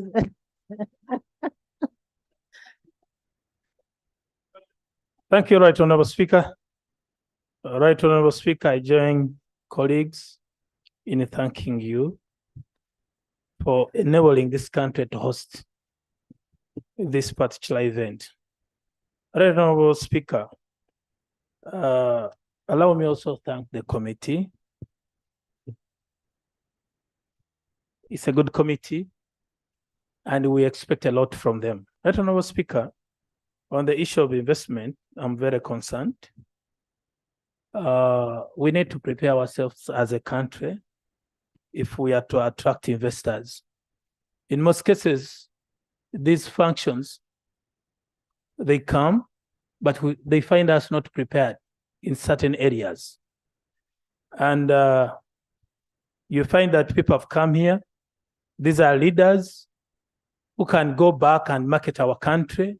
But if we don't have brochures that can market our country in areas of investment, people may go back without information. So I just want to ask the committee to come up with information in areas of investment so that these people can pick this information. Minister of Trade, Tourism, back to you. We are promoting you. What do you have to? Thank you so much, Right Honorable Speaker, first of all, for making this possible for Uganda to be able to host this big conference. And I also want to thank the wisdom of the committee through your leadership, that there was a special committee of tourism and trade. We are fully represented by Uganda Tourism Board, so we'll be able to avail whatever is necessary that this country has to offer as a good tourism destination. So we have all this prepared for the visitors. Maybe for your information, there's a team already coming by next week. Right Honorable Speaker, colleagues, Malaysia alone is sending a delegation of 50 people, Malaysia alone. And many of them will not be doing politics of the Commonwealth. They're also coming as investors. So we'll be liaising with the Uganda Tourism Board and other agencies of government to see whether they can have bilateral meetings. Thank you. Thank you, Mehdi. Thank you, Right Honorable Speaker. Right Honorable Speaker, if there is anyone worried, but also happy about the occasion, it's a member of parliament in Kampala, because of the status of our infrastructure at the moment. It's two-way. I'm quite glad at the moment that there is a concerted effort from even you. First of all, as I add my voice to the others to congratulate you upon this dual milestone for the African Parliamentary Union Parliament being hosted here, but also for this Commonwealth meeting. It's a show of confidence that your colleagues have in you at the international stage, but also the desire to visit the Pearl of Africa, which is Uganda, because of its milestones in achievements. Now, I would like to call upon members of parliament and the executive that let's all put on our boots and go an extra mile to see to it that we improve our infrastructure within the remaining days, in form of cleaning up the roads, cleaning up the drainages, maintaining the roads, and lighting our express. Let's start this from the airport. At the entry of the airport, the checkpoint has been moved away, and that's amazing, to a further point. But the road that takes you to when you're entering the airport is full of potholes inside the airport now. I was looking at people struggling on Sunday. That is true. When I don't know which route you use, Honorable Bobu, I can see your surprise. Maybe they remove barricades for you and you just go through direct. but the road, you know, the turnoff towards the airport, and Right Honorable Speaker, you can go and visit, is in a bad shape. And when people are moving, they still continue to carry luggage on their head. And I mean, this is an image that we give our visitors that look here. We cannot even get an escalator at the airport, even when it's still under works, that people carry baggage from the parking and have to move with it upstairs. It is a little bit ashaming. And I know we can do it. Thank you. We have confidence in you, Right Honorable Speaker, and in this House, that if we want to do it for the nation, let's try to clean up the face of this nation from the airport to the express where there are no lights at the moment and up to the city. Thank you very much. We'll do what we can do now, and what we cannot do will be done later. Okay? Zombo, then you people, is it on the hosting? Right Honorable, I want to take this opportunity also to add my voice and also congratulate you and the team for the lobbying for Uganda to host the Speakers Conference. Between September 22nd and September 29 of 2019, we hosted the Commonwealth Parliamentary Conference here. And I was one of the panelists who facilitated the topic on climate change at Speak Resort Munyonyo. And it was well attended. There were resolutions that were passed in that meeting. And now that we are hosting the Speakers Conference, I think this is a big boost to build on what has been started, and the speakers are the ones presiding officers in the different Commonwealth countries. I also want to commend you for including the committee, for including environment and climate change on the discussions. As you may see, most of the Commonwealth countries, the small nations like Vanuatu, Samoa, Fiji, St. Kitts and Nevis, the Grenadines, even Dominican Republic, these are small countries that are at the blunt of suffering from climate change and environmental degradation. But as we talk about these seeds, the small island developing states, we should, in our discussion, also focus on countries that may not necessarily be small island development countries, including Uganda. We still have small islands within Uganda. In most discussions at the Commonwealth or at the IPU or international level, islands like Kome Island, Buvuma are forgotten, and yet they are also facing the same problem being faced in the Solomon Island. So I want to really thank you, and also want to congratulate Uganda, because I think next year will be very busy for us. We have the Commonwealth Speakers Conference, we have the non-aligned movement, we have the G77 and China, or the South Cooperation. These are all important meetings that will build on partnership, but also increase investment, but at the same time, improve the image of Uganda. I want to thank you. Thank you. Thank you. We'll also be hosting PAP, Pan-African Parliament will be sitting in Uganda.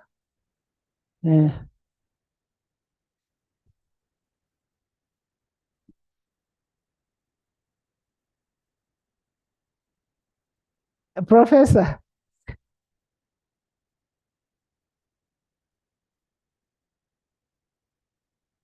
Thank I've you. got a new whip now. Thank you, Right Honorable Speaker. I also join those who have congratulated you and the team you worked with to have this conference here. And I'm looking forward to seeing the benefits that we are likely to get. However, we need to draw lessons from past experiences. In 2007,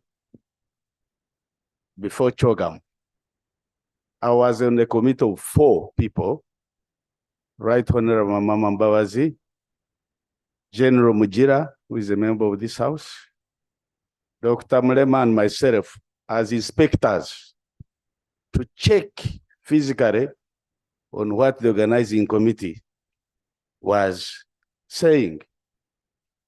To our surprise, when we moved around to check on accommodation, what the hotel owners were telling the committee in terms of accommodation, it was not there. As a result, many of the visitors, especially on the business committee, those who are coming for business, some relocated to Nairobi, others went back because the accommodation was not sufficient.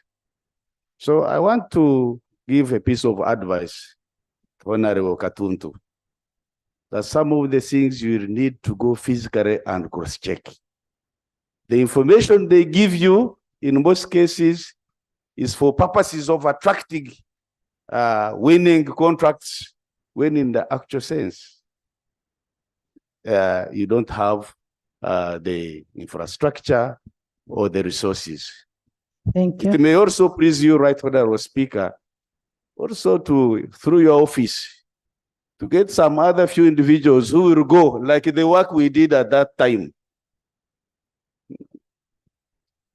I resist being heckled by my colleagues. So, Right Honorable Speaker, we could share these ideas more with the organizing committee, but drawing from the experiences in the past are very, very important for a successful organization. Thank you. Honorable members, one thing I want you to know, that we don't book for these members, they book online. They get the accommodation online, they book everything online. Isn't that what it is? Right Honorable Speaker, this is not a conference where Parliament of Uganda is going to be paying accommodation for the delegates. What we did is to provide them the hotels, and they have booked themselves. However, every sector has a whole subcommittee. The one of accommodation is being headed by the Honorable Mapinduzi, and they are detailed, they are thorough. The one of conference management is headed by the Honorable Okotogong. The one of tourism is headed by the Honorable Chibalia. The one of souvenirs headed by the Honorable, and spouses by the Honorable Cecilia Timogwal. The one on security is headed by none other than Jemedali. You stand up. And Honorable Mshemeza, just note that the captain is an experienced hand at this. That you should trust. So every sector has got a whole committee, professionals experienced, and good enough. We have organized the CPA, we know what happened, and we also are around during CHOGM. So we pick experiences and so on. Right Honorable Speaker, you should also be informing the House that this October, the Pan-African Parliament was supposed to be sitting here. Unfortunately, they couldn't because there are problems of leadership in South Africa. It is even bigger than this conference because we are talking about 500 people coming here for 4 weeks. 4 weeks. So that is going to be another opportunity to showcase our country. And as they say, this is confidence in this country called Uganda by the international family and the international community. We should continue to be doing that and portray ourselves as a destination for conferences, for tourism, and for business. I thank you, Right Honorable. Thank you so much, Honorable members. I have an item that I need to finish. Yes. Thank you, Right Honorable Speaker. I have two issues, Right Honorable Speaker. I think number one is we have very many visitors coming to our country, and we need to portray a correct image. Every time I drive around Kampala city, the mannerism, the manner in which the borders just go anyhow. I would want to appeal to the Minister of Security or Internal Affairs. From now, can we try to organize ourselves before even the visitor comes? We have about 1 or 2 months. We should try to either limit the borders coming into the CDB when the visitors are here, Because the image that any one of us, when you're driving in Kampala, you see is not what these people see in their capitals. That's number one. The second one, Right Honorable Speaker, the president had the opportunity to visit himself the major spotlights where construction work is taking place. As Parliament, we always have committees that do oversight. Since this thing is very big, Right Honorable Speaker, I would want to propose that if it is possible, you lead us and we find an opportunity to visit some of these places, even the construction works which is taking place within Kampala. There's a procedure. And we put more pressures there. There's a Procedure, Right Honorable Speaker. Right Honorable Speaker, I had reservations when you earlier on ruled that the report that was presented by Honorable Abdul Katun to the chairperson of the coordinating committee was just informative.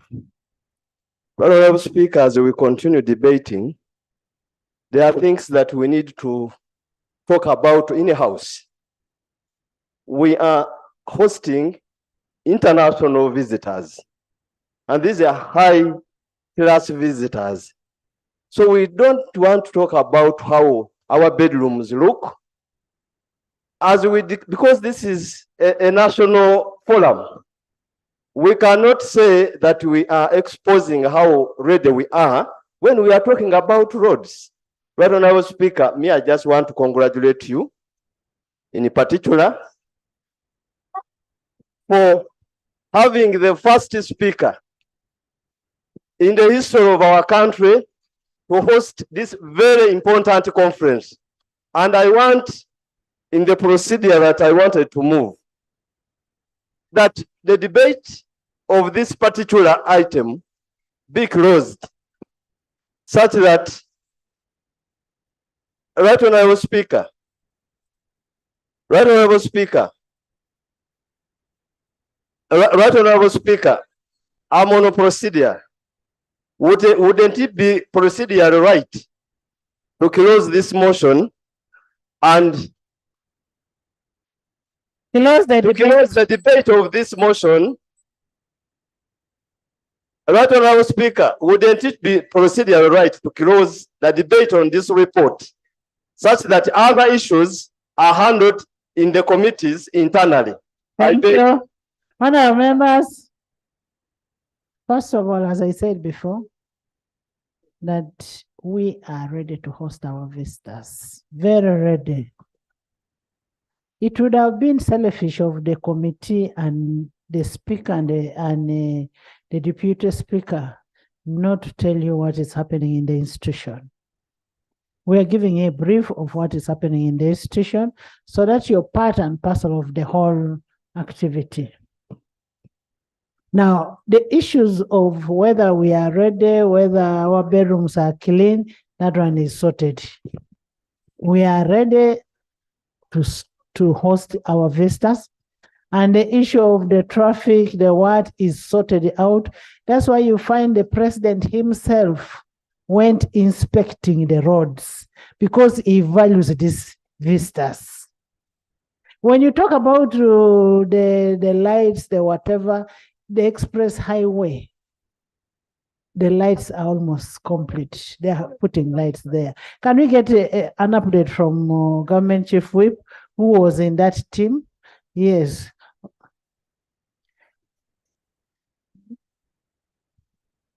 Right Honorable Speaker, you have said it majorly all. Honorable members, in preparation to all major international events that Uganda will host in 2024, the following are being done. And I want to give a quick response to a very pertinent issue raised by Honorable Sereko, the Member of Parliament for Kampala Central. On the issue of Entebbe Express Highway, we all know that by design, Entebbe Express Highway was meant to have the lights. And as we speak, for those who have used Entebbe Express Highway, the lights are getting fitted. Absolutely. On the question of major infrastructure, it has been alluded to that the head of state took it upon himself as the chief host to move and inspect major infrastructure, roads, the airport itself, accommodation, the conference facilities, and in his own wisdom, as part of boosting what Kampala Capital City Authority is doing, he directed that the Special Forces Command, the unit in charge of engineering, will work on some roads. And as I speak, they have started. Those roads have been handed over to them. Honorable colleagues, to support what the Right Honorable Speaker has said, we may not be where we would wish to be, but we will get there. And we want to promise you that we will get there. And we shall host all these international conferences successfully. Thank you. Thank you so much. And you'll find that those so-called big countries, the big boys around, used to be where we are. And you'll also be there. Thank you. Yes, tourism, you want to speak after your boss. Thank you, Right Honorable Speaker. But just to avert the fears of the members, despite what you say, Uganda has been ranked as the 6th best destination in hosting MICE in Africa. MICE is meetings, meetings, conferences, and events, where what you're talking about falls under. So is NAM, so is U77. So we've been ranked among the top 6 in the whole of Africa. So there should be no worry. When it comes to hotels, UTB, which is a member of the committee, does classifications of all the hotels in this country. And I'm sure a list has been availed that are safe and the classes are there. So anyone online can book and know this is the class I'll get when I travel to Uganda. So there should be no worry, Right Honorable. Thank you. That's why you see we're even hosting AFCON. AFCON. Next item. Item 6, motion for adoption of the report of the Committee on Agriculture, Animal Industry and Fisheries on a field visit to Karamoja and Teso sub-regions to assess water for agricultural production facilities. Honorable members, the importance of water for production in agriculture cannot be overemphasized. Right now, most parts of the country are receiving a lot of rainfall, but within few months, some of these areas will be water strained, like my place in Karamoja. This calls for a functional water for production storage facilities, among others. Whether or not it is being done, the committee will now present its report. It will reveal, because you'll find my brother Frank, will tell you he has put up a dam in Bukedea, but now it will be the committee to tell us whether it's there or not there. So committee, can you present your report?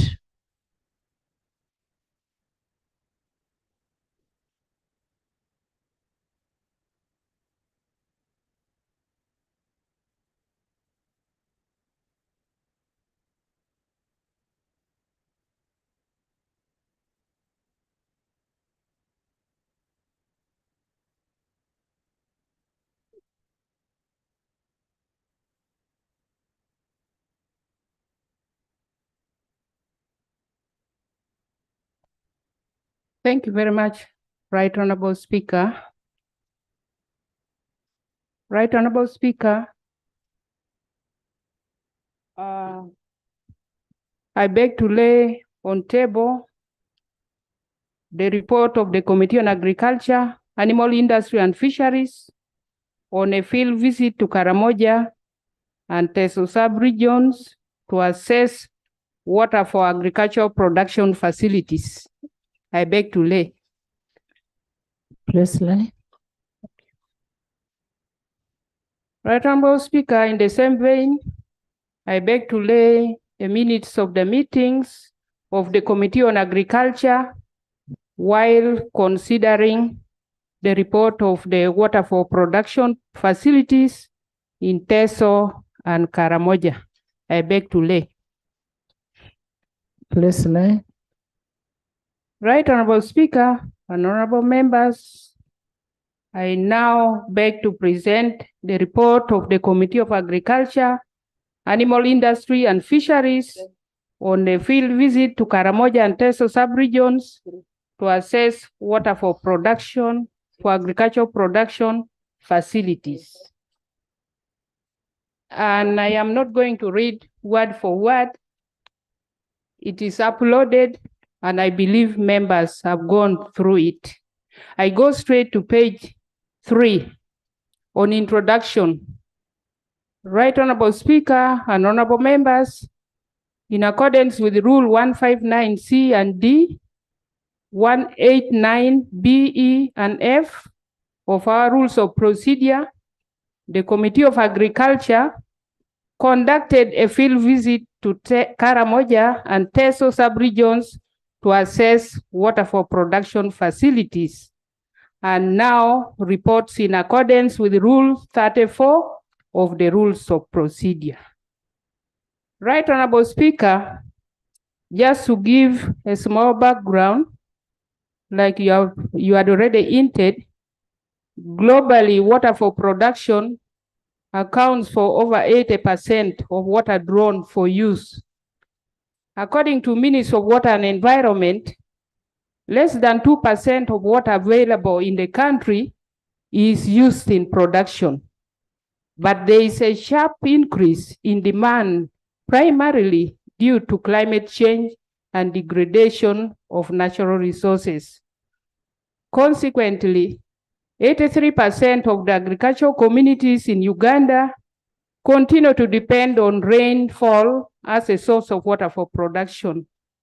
About 21% of agricultural communities utilize wetlands, 14% utilize streams, while the least used operational sources of water for production include valley tanks, which is 0.2%, and rock catchment rainwater harvesting, which is 0.3%, according to UBOS. UBOS states that further that the country is increasingly facing major challenges of prolonged droughts and unexpected floods due to climate change variability. It is predicted that Uganda will be water stressed by the year 2025. Cognizant of the climate variability and the importance of water for production, government prioritized increased access and use of water for agricultural production in the NDP3 through the 5 sub-interventions that are lined up here.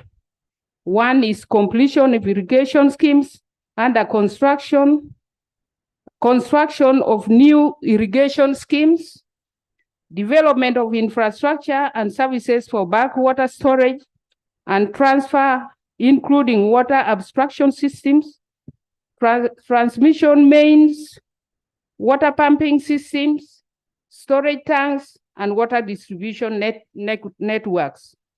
The other is development of solar-powered small-scale irrigation systems for smallholder farmers outside conventional irrigation schemes. And the 5th one is promotion of water use efficiency in agricultural production. In addition, Right Honorable Speaker, the interventions mentioned, government through Ministry of Agriculture and Ministry of Water has been providing infrastructure for water for production facilities in the country since 1960 to date. The infrastructure includes valley dams, valley tanks, earth dams, and irrigation schemes, among others. On page 5, Right Honorable Speaker and honorable members, we have a table showing water for agricultural production loan projects in Uganda. However, as a summary of that table, government's efforts to reduce reliance on rain-fed agriculture and mitigate the effects of climate change remain unsatisfactory, as the plans are not yet yielding the desired results. Several such challenges have been recorded with these projects during the course of their implementation and utilization. And they include lack of a sustainability plan for the infrastructure, poor location and siting of facilities, placing them in areas that are far from people who are in dire need. There is misuse of established facilities by the beneficiary communities, abandonment of projects by contractors at the implementation phase, thus causing loss of funds to government. There is also absence of a clear policy framework, streamlining the roles of Ministry of Agriculture and Ministry of Water. A recent cabinet directive placed the responsibility of establishing and managing water for agricultural production facilities for on-farm activities under MAIF, while Ministry of Water is supposed to establish and manage facilities for on-farm, off-farm activities. There's also the challenge of poor or inappropriate project design. There's poor coordination during implementation and shoddy work and incomplete work in most of the facilities. Right, Honorable Speaker, like I'd said, the committee visited the two sub-regions of Karamoja and Teso based on the background information that is highlighted below. Karamoja's prevailing pastoral and agro-pastoral production systems are characterized by long dry spell and cyclical droughts that are exacerbated by climate change. The scarcity of water associated with the drought is considered the greatest risk to agricultural development. In addition, a considerable number of valley tanks, up to 20,000 cubic meters, and wells have been constructed across the sub-region, but most have dried up due to the long dry season. Much of the existing water storage infrastructure suffered from consequences of years of utilization without proper operation and maintenance. Furthermore, water catchment areas supplying water to the water storage sites are under threat due to overgrazing, forest destruction, bushfires, and increasing charcoal production. Like in other regions, Teso sub-region depends on agriculture as a key economic activity. However, the area has been experiencing erratic and unpredictable rainfall, which has resulted into frequent floods, waterlogging, and severe prolonged droughts, contributing to food insecurity. The government has established a number of water for production facilities, but the demand is still high. It is against this background, Right Honorable Speaker and honorable members, that the committee conducted a field visit to Karamoja and Teso to assess the selected water for production facilities. The objectives of the field trip are captured under 3.0. The methodology is under 4.0, and under 4.0, after the field trip, the committee had an engagement with the Ministry of Agriculture, Ministry of Water, and Ministry of Finance. The sites that were visited are in 4.2, in Moroto, Nakonyen, Valley Dam, Amuda District, Katotin Small Scale Irrigation Scheme, and Kosike Valley Dam. In Kabong, the committee visited Longoromit Valley Dam and Usake Valley Dam. In Kotido, the committee visited Kaoyangorok Valley Dam and Kailong Valley Dam. In Abim, the committee visited Kawomori Valley Dam and Kanu Valley Dam. In Soroti, Alere Small Scale Irrigation Scheme. In Bukedia, a Chomai Irrigation Scheme and Akero Valley Tank. In Kumi, a Mosingo small-scale irrigation scheme, and a Gurut Valley tank. While in Serere, the committee visited Opapa small-scale irrigation scheme. Findings. In Nakonyen, in Moroto district, the committee was informed that work commenced in January 2023.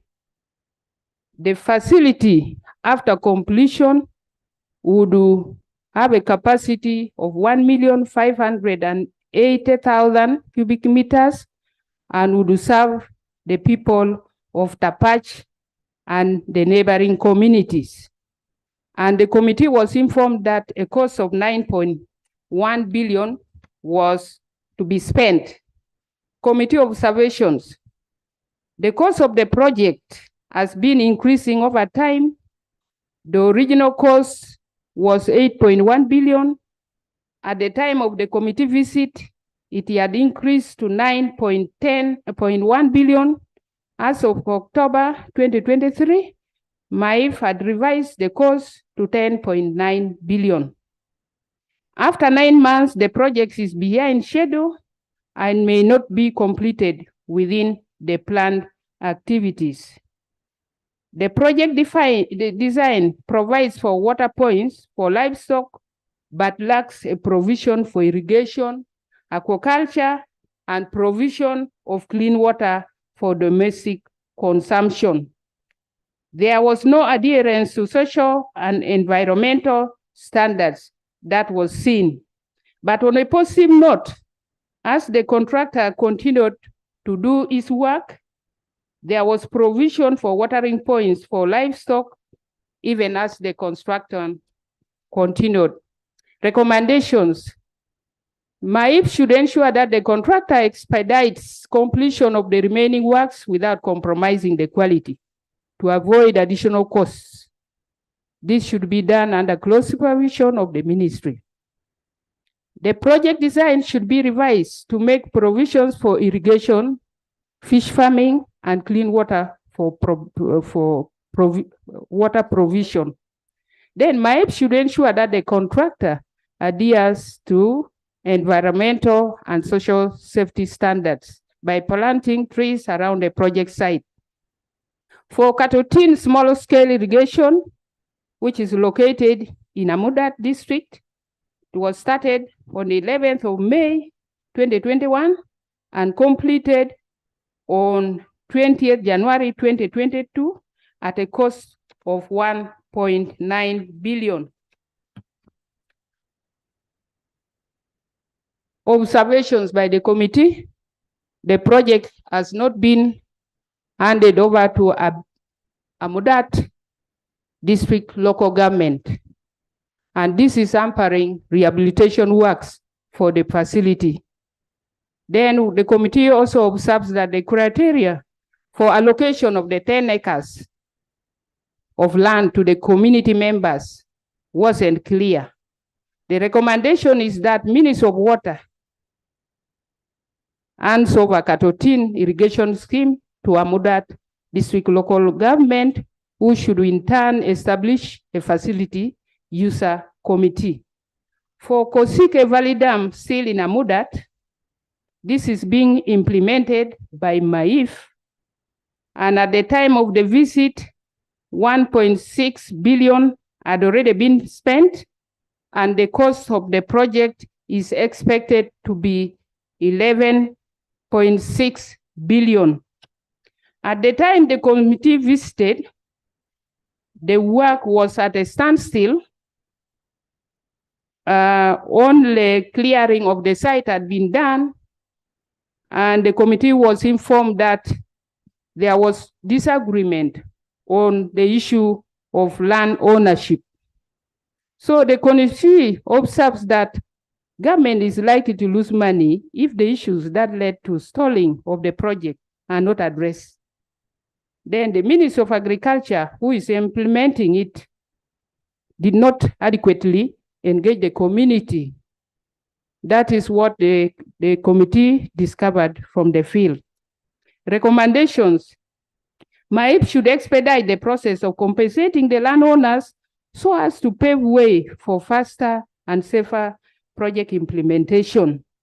And as a matter of urgency, adequately engage stakeholders to resolve the diverse interests and concerns of the community. Because the community reported that I think their traditional area was tampered with during the siting of the project. Longoromit Dam in Kabong district, this was constructed by Ministry of Water at a cost of 7.2 billion. At the same time, when Arechek Dam in Napak district and Kobebe Dam in Moroto district were constructed. Apparently in the region, the best dam that one can see is Arechek Dam, which is in Napak district. By the time the committee visited the dam in Longoromit, in Kabong, it was not functional and completely run down. Observations, the committee observed that even the wild animals from Kidepo Valley Park, National Park, have escalated the rate of silting of the dam because they also drink from the same dam. We are informed water weeds, some weeds have invaded the park, and that is why the wild animals are getting scattered everywhere. Longoromit Dam is dilapidated to a large extent and would require a substantial amount of resources to rehabilitate. Recommendation, Ministry of Water should budget for fencing and rehabilitation of Longoromit Earth Dam in the financial year coming.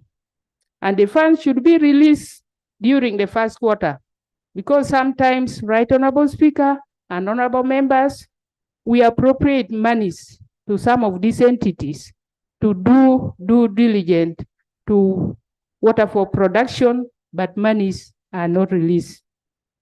The committee recommends that effective financial year 2024-2025, UWA should budget for fencing Kidepo National Park to stop the animals from escaping from the park and provide drinking points to the animals.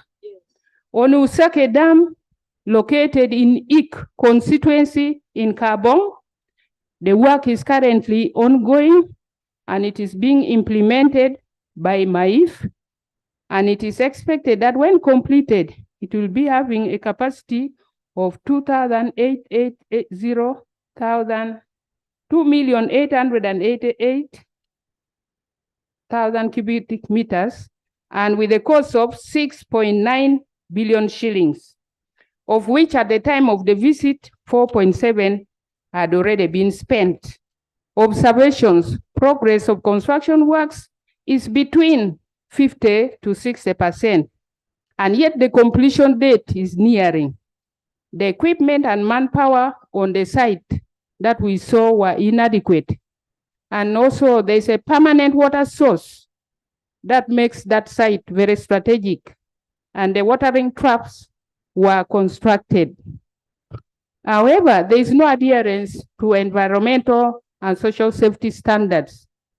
We did not see any tree around the dam being constructed, and of course, lack of community involvement. Recommendations, MAIF should ensure timely completion of Usake Dam, and the contractor should be urged to plant trees around the project site to demarcate the land and reduce the soil erosion. Kaoyangorok Valley Dam in Kotido was constructed by MAIF at a cost of 9 billion. During the visit of the committee, the district officials reported that the dam had never been handed over to Kotido district local government. Observations by the committee, the dam is located in wilderness, in a very remote and insecure area. The place is uninhabited, no road, and it is hard for the intended beneficiaries to access and utilize. The committee also observes that water was covered with algae, water weeds, and swamp vegetation, which made it difficult for livestock to drink from that dam. Recommendations: MAIP should complete the project and hand it over to Kotido District Local Government for further management. MAIP, through their Department of Agricultural Mechanization, could support the construction of an access road to the facility and also plan for maintenance of the facility in that area. For Kailong Dam, this is located in Lokitalaibu sub-county in Kotido district, and it was done by Ministry of Water. According to Ministry of Finance, when they appeared before the committee, they reported that Kailong was constructed at 1 billion shillings, 1,095,857,000, and handed over for utilization. But some records put the figure at 3.2 billion.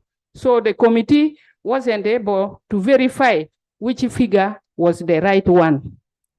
Committee observations: the facility was not completed and was not handed over to Kotido District Local Government.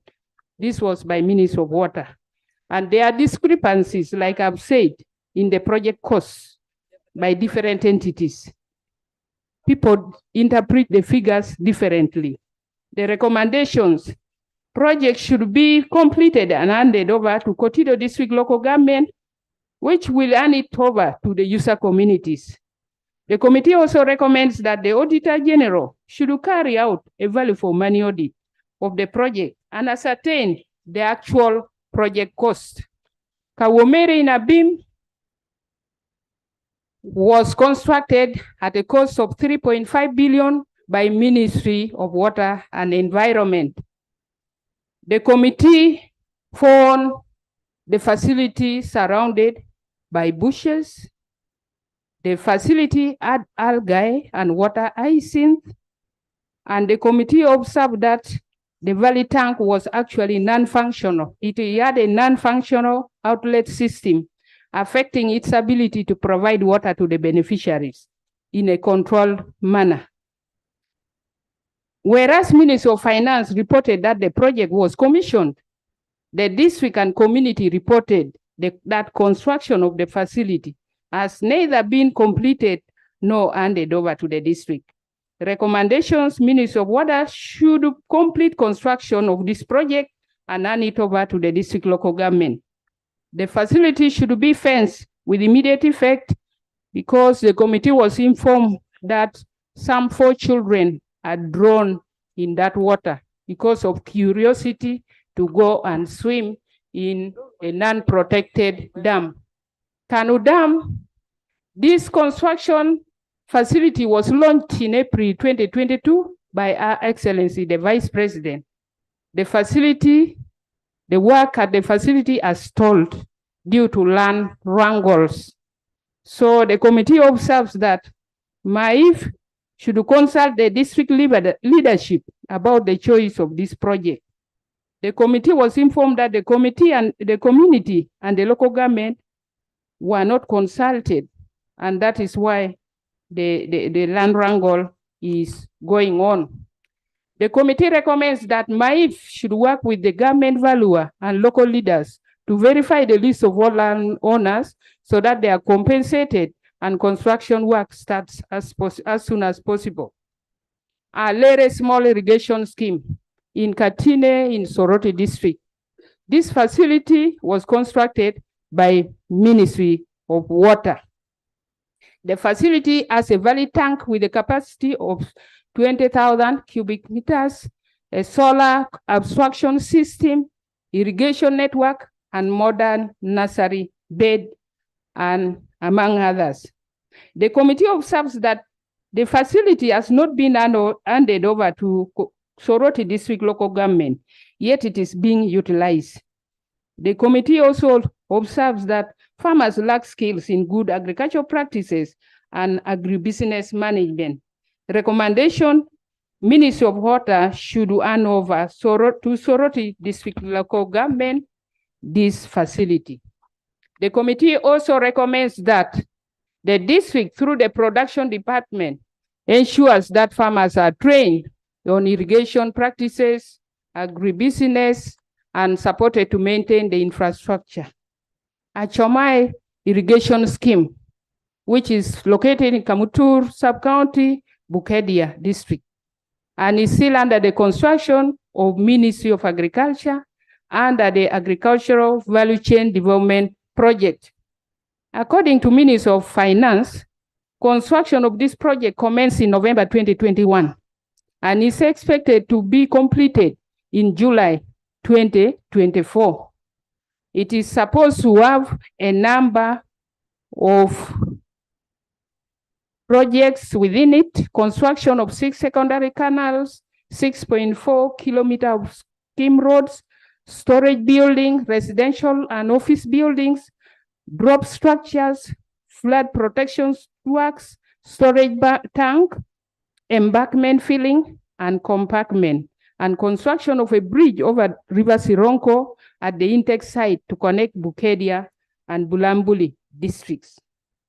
The scheme is a large one and is estimated to cover 1,608 hectares, where the net irrigable area will be 1,480 hectares, with its water resource from River Sironko at estimated cost of that amount of money, $37,807 million US.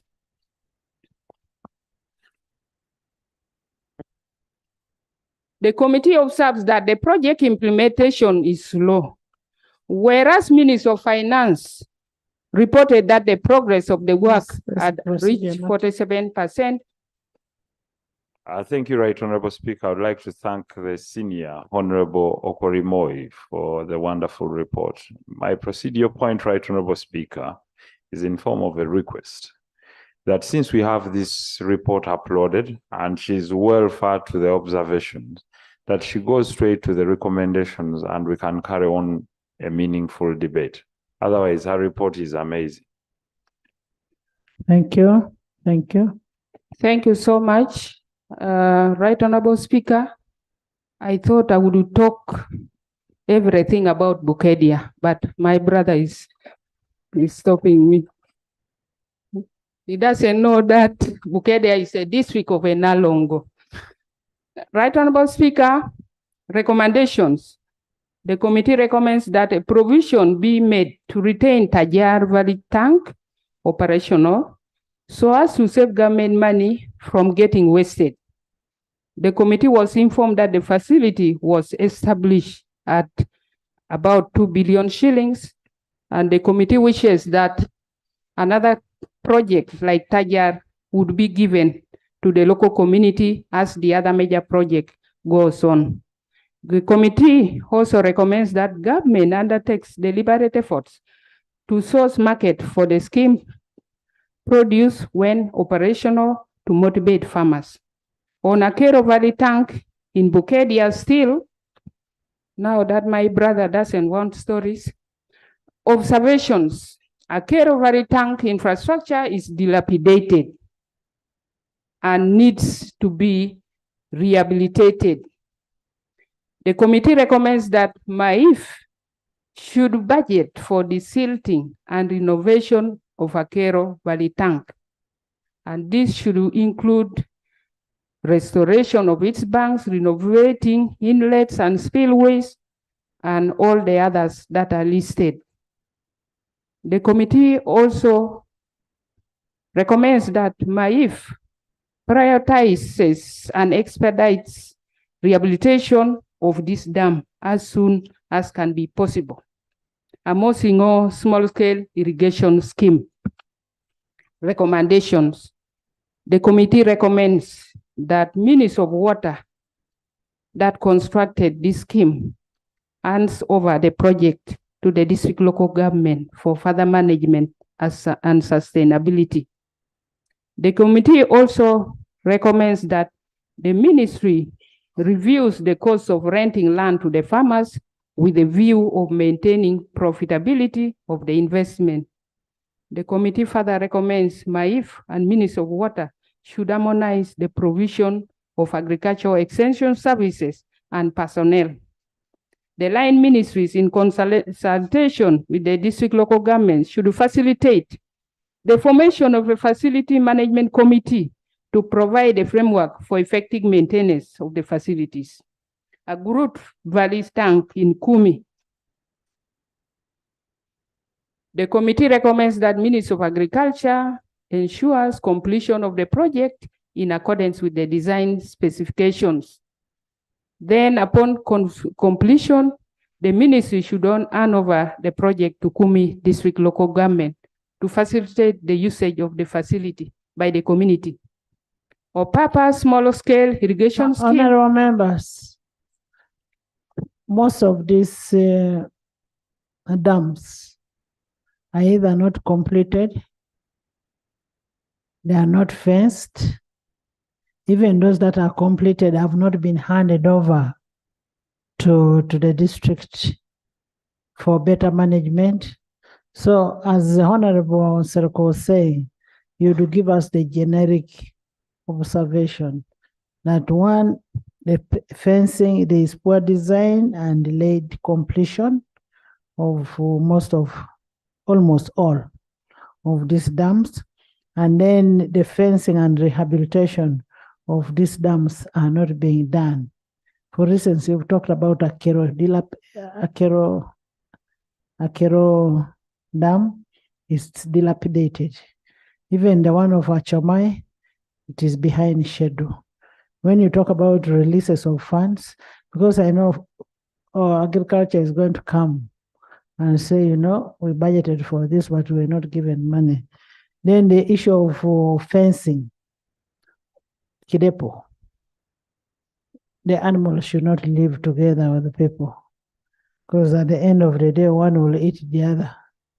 So there should be a fencing of these places, and then unprotected dams. I told the Minister of Agriculture that I'm going to fine him because of one of the unprotected dam around my place, and I've lost over 20 cows in that unprotected dam. So we need to finish this kind of dams. You conclude. Thank you very much, Right Honorable Speaker.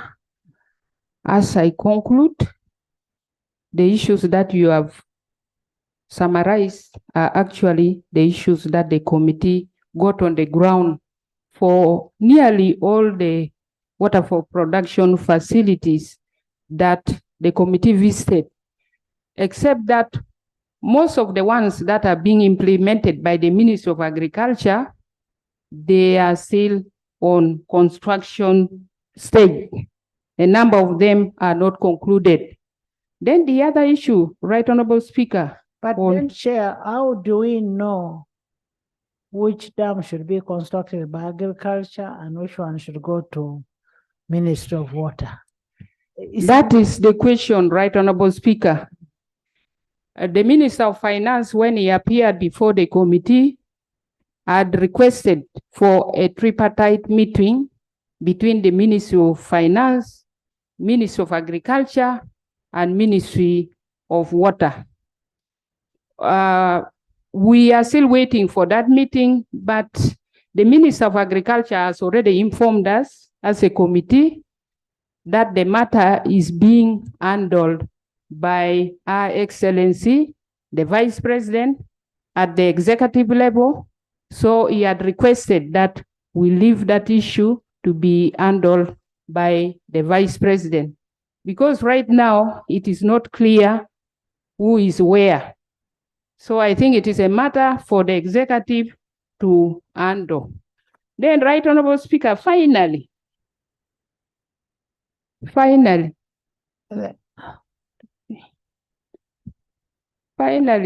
the Speaker will give you time.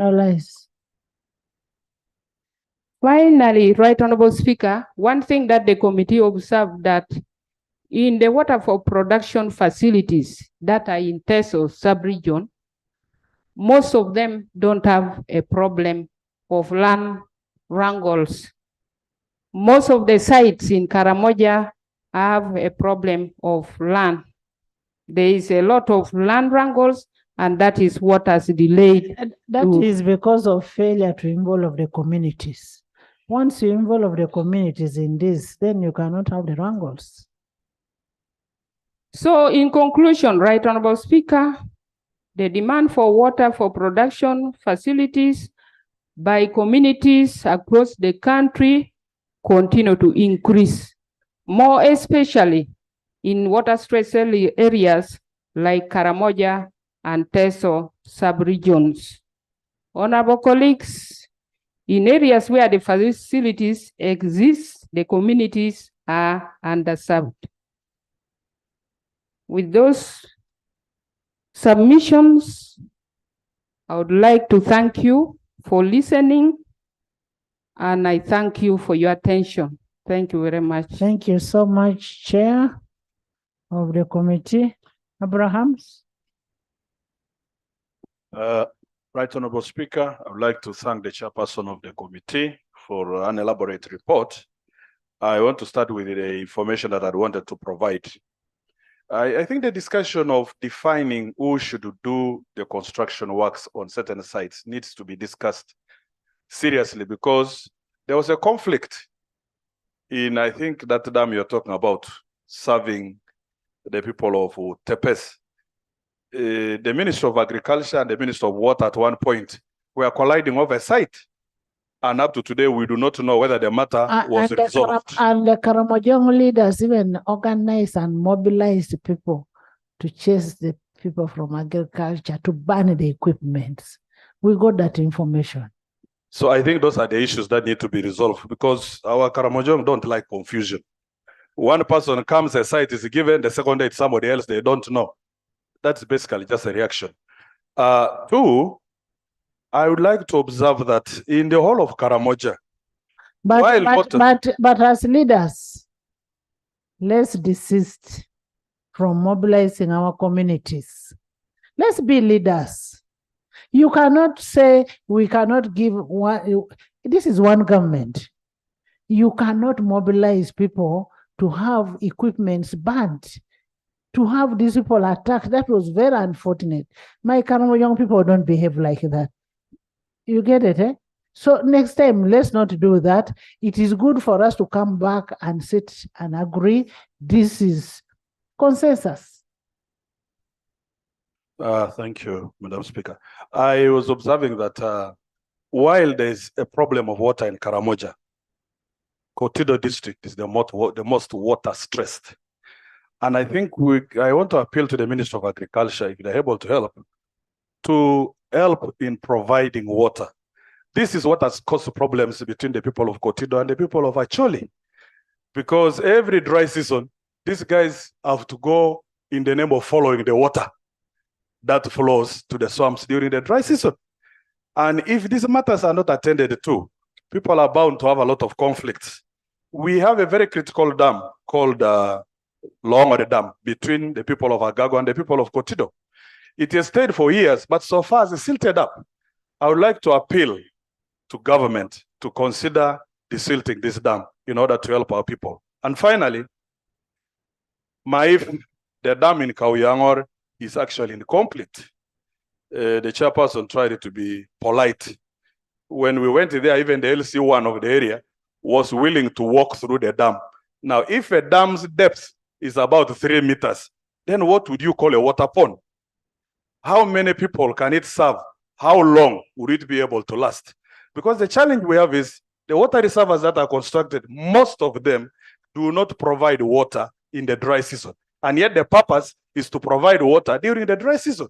So if these reservoirs cannot provide water, what alternative do our people have?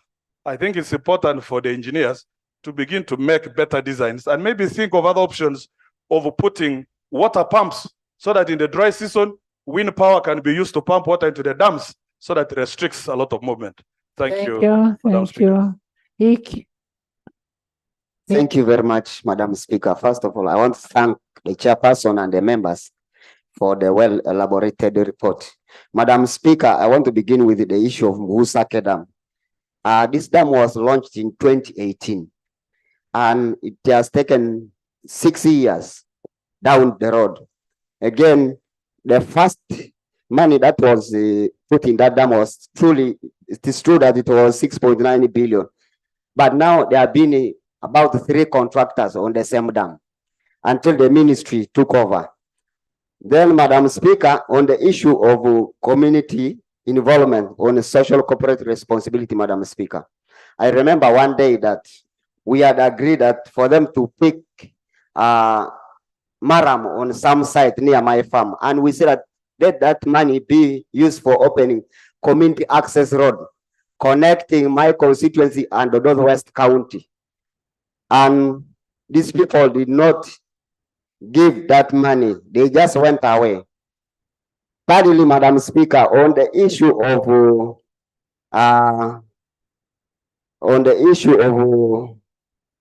sometimes on the issue of Longoromiti Dam, Madam Speaker, it is true. We share that, we have been sharing with elephants, with the buffaloes. On Saturday when I came, I got many elephants in the afternoon on the road. I had to give them way. I first stopped, I reversed, then I let them to go. Otherwise, these animals have been damaging the crops in most of the sub-counties, Madam Speaker. That park needs to be fenced so that animals, because these animals have caused a lot of food insecurity in the region. There's an order. Somebody is putting you in order. Thank you, Right Honorable Speaker. Right Honorable Speaker, the Honorable from Ikiki. Iki. No, it's Iki. Iki. I don't know what he's putting on. Whether it's a Maradona shirt. I'm therefore. Before I came to the house, I read the rules of procedure, Madam Speaker, on dressing code. Now you are the speaker to respond. So, I don't know whether the colleague is in order to be on microphone when he's putting on a shirt, an ordinary shirt, in this respectable, honorable house. I thank you. Honorable members, I am actually constrained to roll because you see the young man was almost being eaten by the animals. So next time he will come in a suit. So let him finish his statement. Because he met those big animals. Most obliged, Madam Speaker. As I conclude, Madam Speaker, on the issue of the dams in Karamoja, sometimes I saw the chairperson complaining that sometimes the ministries even account, Ministry of Water, Ministry of Agriculture, they account for one dam. How is that possible? That these two ministries allocate money to one dam and then they account for one dam. I think we need that issue to be sorted. Thank you. That will be clarified by the minister. Yes, Dr. Boka. Yeah, thank you, Right Honorable Speaker. I want to add my voice to thank the chairperson of the committee for that report. Number one, the issues that have been highlighted from Teso and Karamoja cut across the water-stressed areas. I would like to suggest, Madam Speaker, that the committee considers a more comprehensive assessment to look into other areas like West Nile, Busoga, Bunyoro, amongst other things, to have a national picture of the situation. Actually, when we start discussing about Karamoja and Teso alone, they will imagine it is because the speaker comes from those two areas. So what we are going to do, I am happy that the minister is here and these things are real. Let the minister give us a feedback that they are going on ground, but the committee can you do this a comprehensive report for the whole country? For the whole country. Because you are talking about Teso and Karamoja. Those are just not even 2%. Now you've left out the cattle corridor. You've left Honorable Minister, can you come and because all these things are true, Minister is not going to deny. Right, Honorable Speaker, congratulations on the conference coming. I want to thank the chair and the members for the oversight report. Madam Speaker, I have gone through the report. I just received it today, but we have been interacting with the committee. For each of the dams we are implementing, if time allowed, we can go into detail of the challenges we are facing. Generally, Maif, the committee knows our budget. When we talk of water for agricultural production, we are talking about water for livestock. We are talking about aquaculture, the fish ponds. We are talking about irrigation technologies. So all of these, and of course, we even talk about farm access roads, because they are rural roads that are not coded by either Ministry of Works or the district. So when we are going to put this water for this infrastructure, we have to ensure we open the roads. So the common factor we have in all of this is a limited budget. Our development budget as the Ministry of Agriculture ranges between 90 to 130 billion for the whole country. For the whole country. And out of that budget, agriculture, water for agriculture production is always allocated 60%. And this 60% comes, as you know, in quotas. Now, so what we've done as a Ministry of Agriculture, and which should be a point of correction in the report, we never contract private contractors. We've tried to build in-house capacity in the mechanization department. We deploy ministry engineers. All of those dams, if they were to be contracted, the cost would be almost double. Like the issue of Nakonye Dam, the cost, they say it was 8.1, it increased to about 10. So I inquired from our engineer for mechanization. The justification is that it's because of the fuel increase and the cost of steel. Madam Speaker and colleagues, all the dams that are not yet handed over will be handed over on completion. They will be fenced. Myself, when I visited some of the dams, really as a cattle keeper, I know, even if you have not studied animal husbandry, when you put up a water pond and you allow cows to go and water for themselves, my father gave me enough strokes for that. So we should be able to fence the dam and have the watering troughs around it. This will be done, and we've already given a policy instruction. I agree with you, Madam Speaker and colleagues, that I think why Karamoja stands out and Teso, it's because of the Teso is prone to flooding, Karamoja is prone to drought.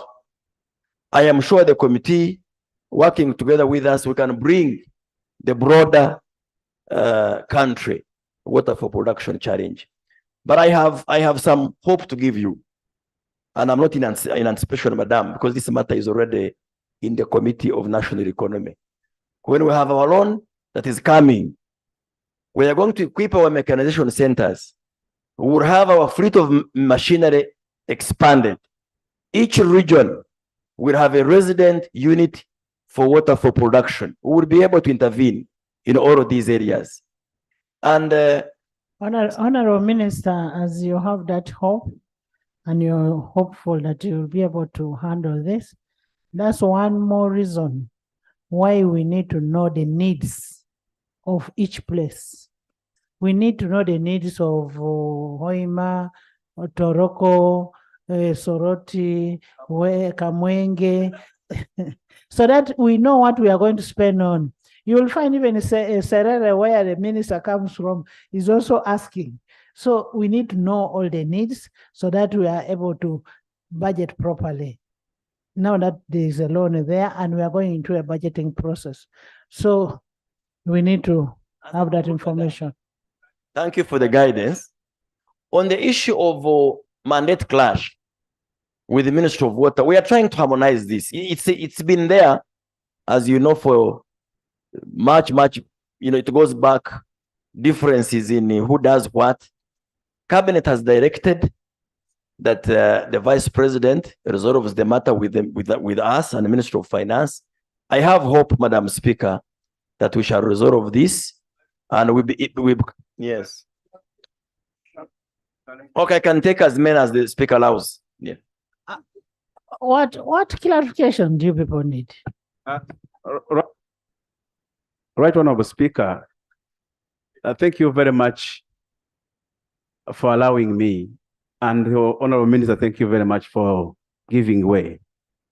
Right Honorable Speaker, the clarification I'm seeking from the Honorable Minister is he has said that we have a hope. The loan is being processed. And you have mentioned something very clear and very critical: needs assessment. Is this loan going to help to address the needs assessment? Because it is already being brought. It's brought on which terms?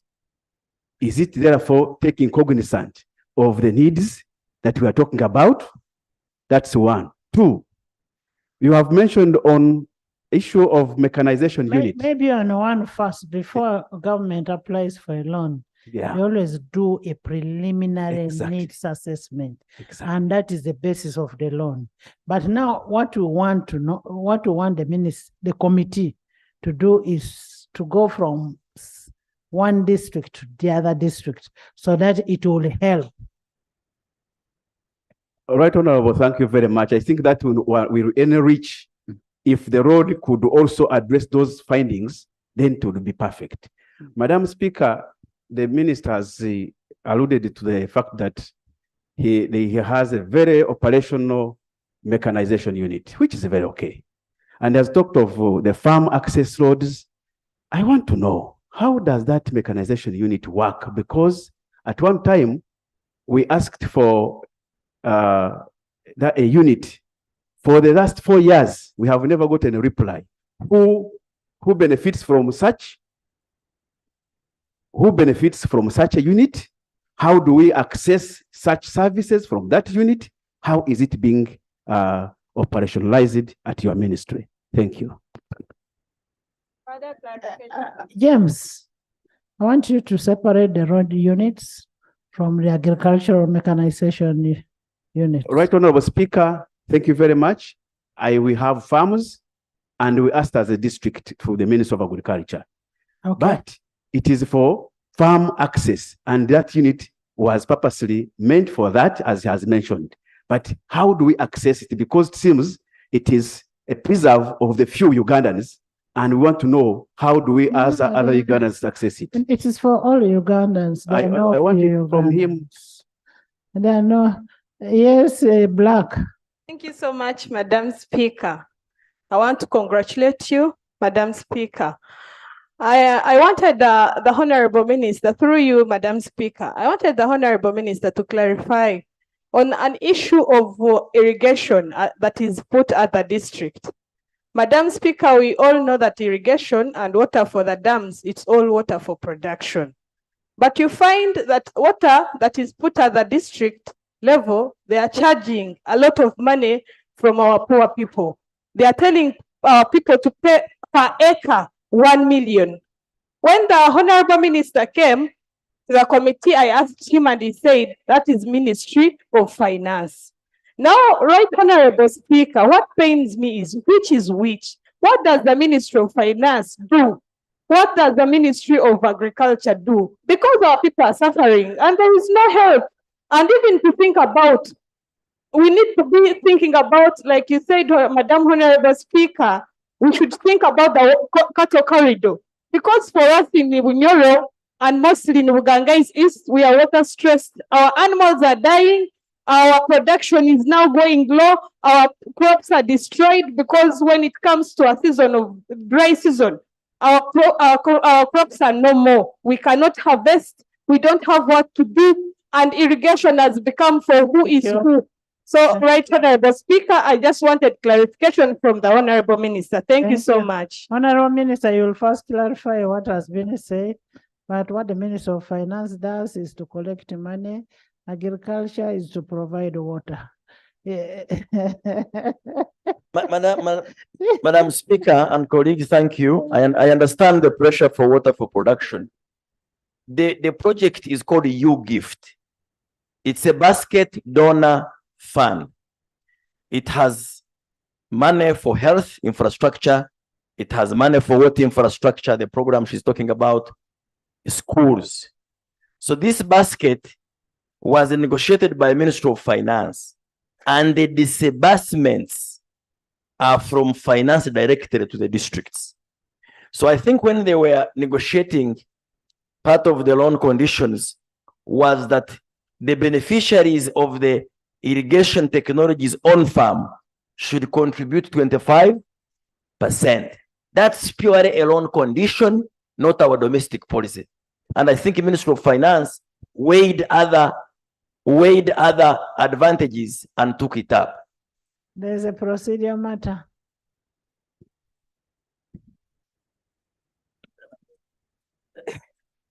Thank you, Right Honorable Speaker. I am constrained, but allow me raise this. Whether we are proceeding rightly. Because when Honorable Boka brought in the issue of bringing a comprehensive report to cover the whole country, so that we will have a debate that will provide solution. Comprehensive debate. Yes, a comprehensive debate that will provide a comprehensive solution. You guided that the committee goes and does extra work. And therefore, we did not proceed to have a debate over which the minister can have comprehensive responses. Therefore, I am in dilemma whether we are proceeding right to have this debate and engagement with the Honourable Minister when there are other issues which we have not yet raised. Right, Honourable Speaker, I seek for your guidance. Thank you, Honorable. She used to be my chairperson of the Committee of Presidential Affairs. My chair, we are proceeding very, very well.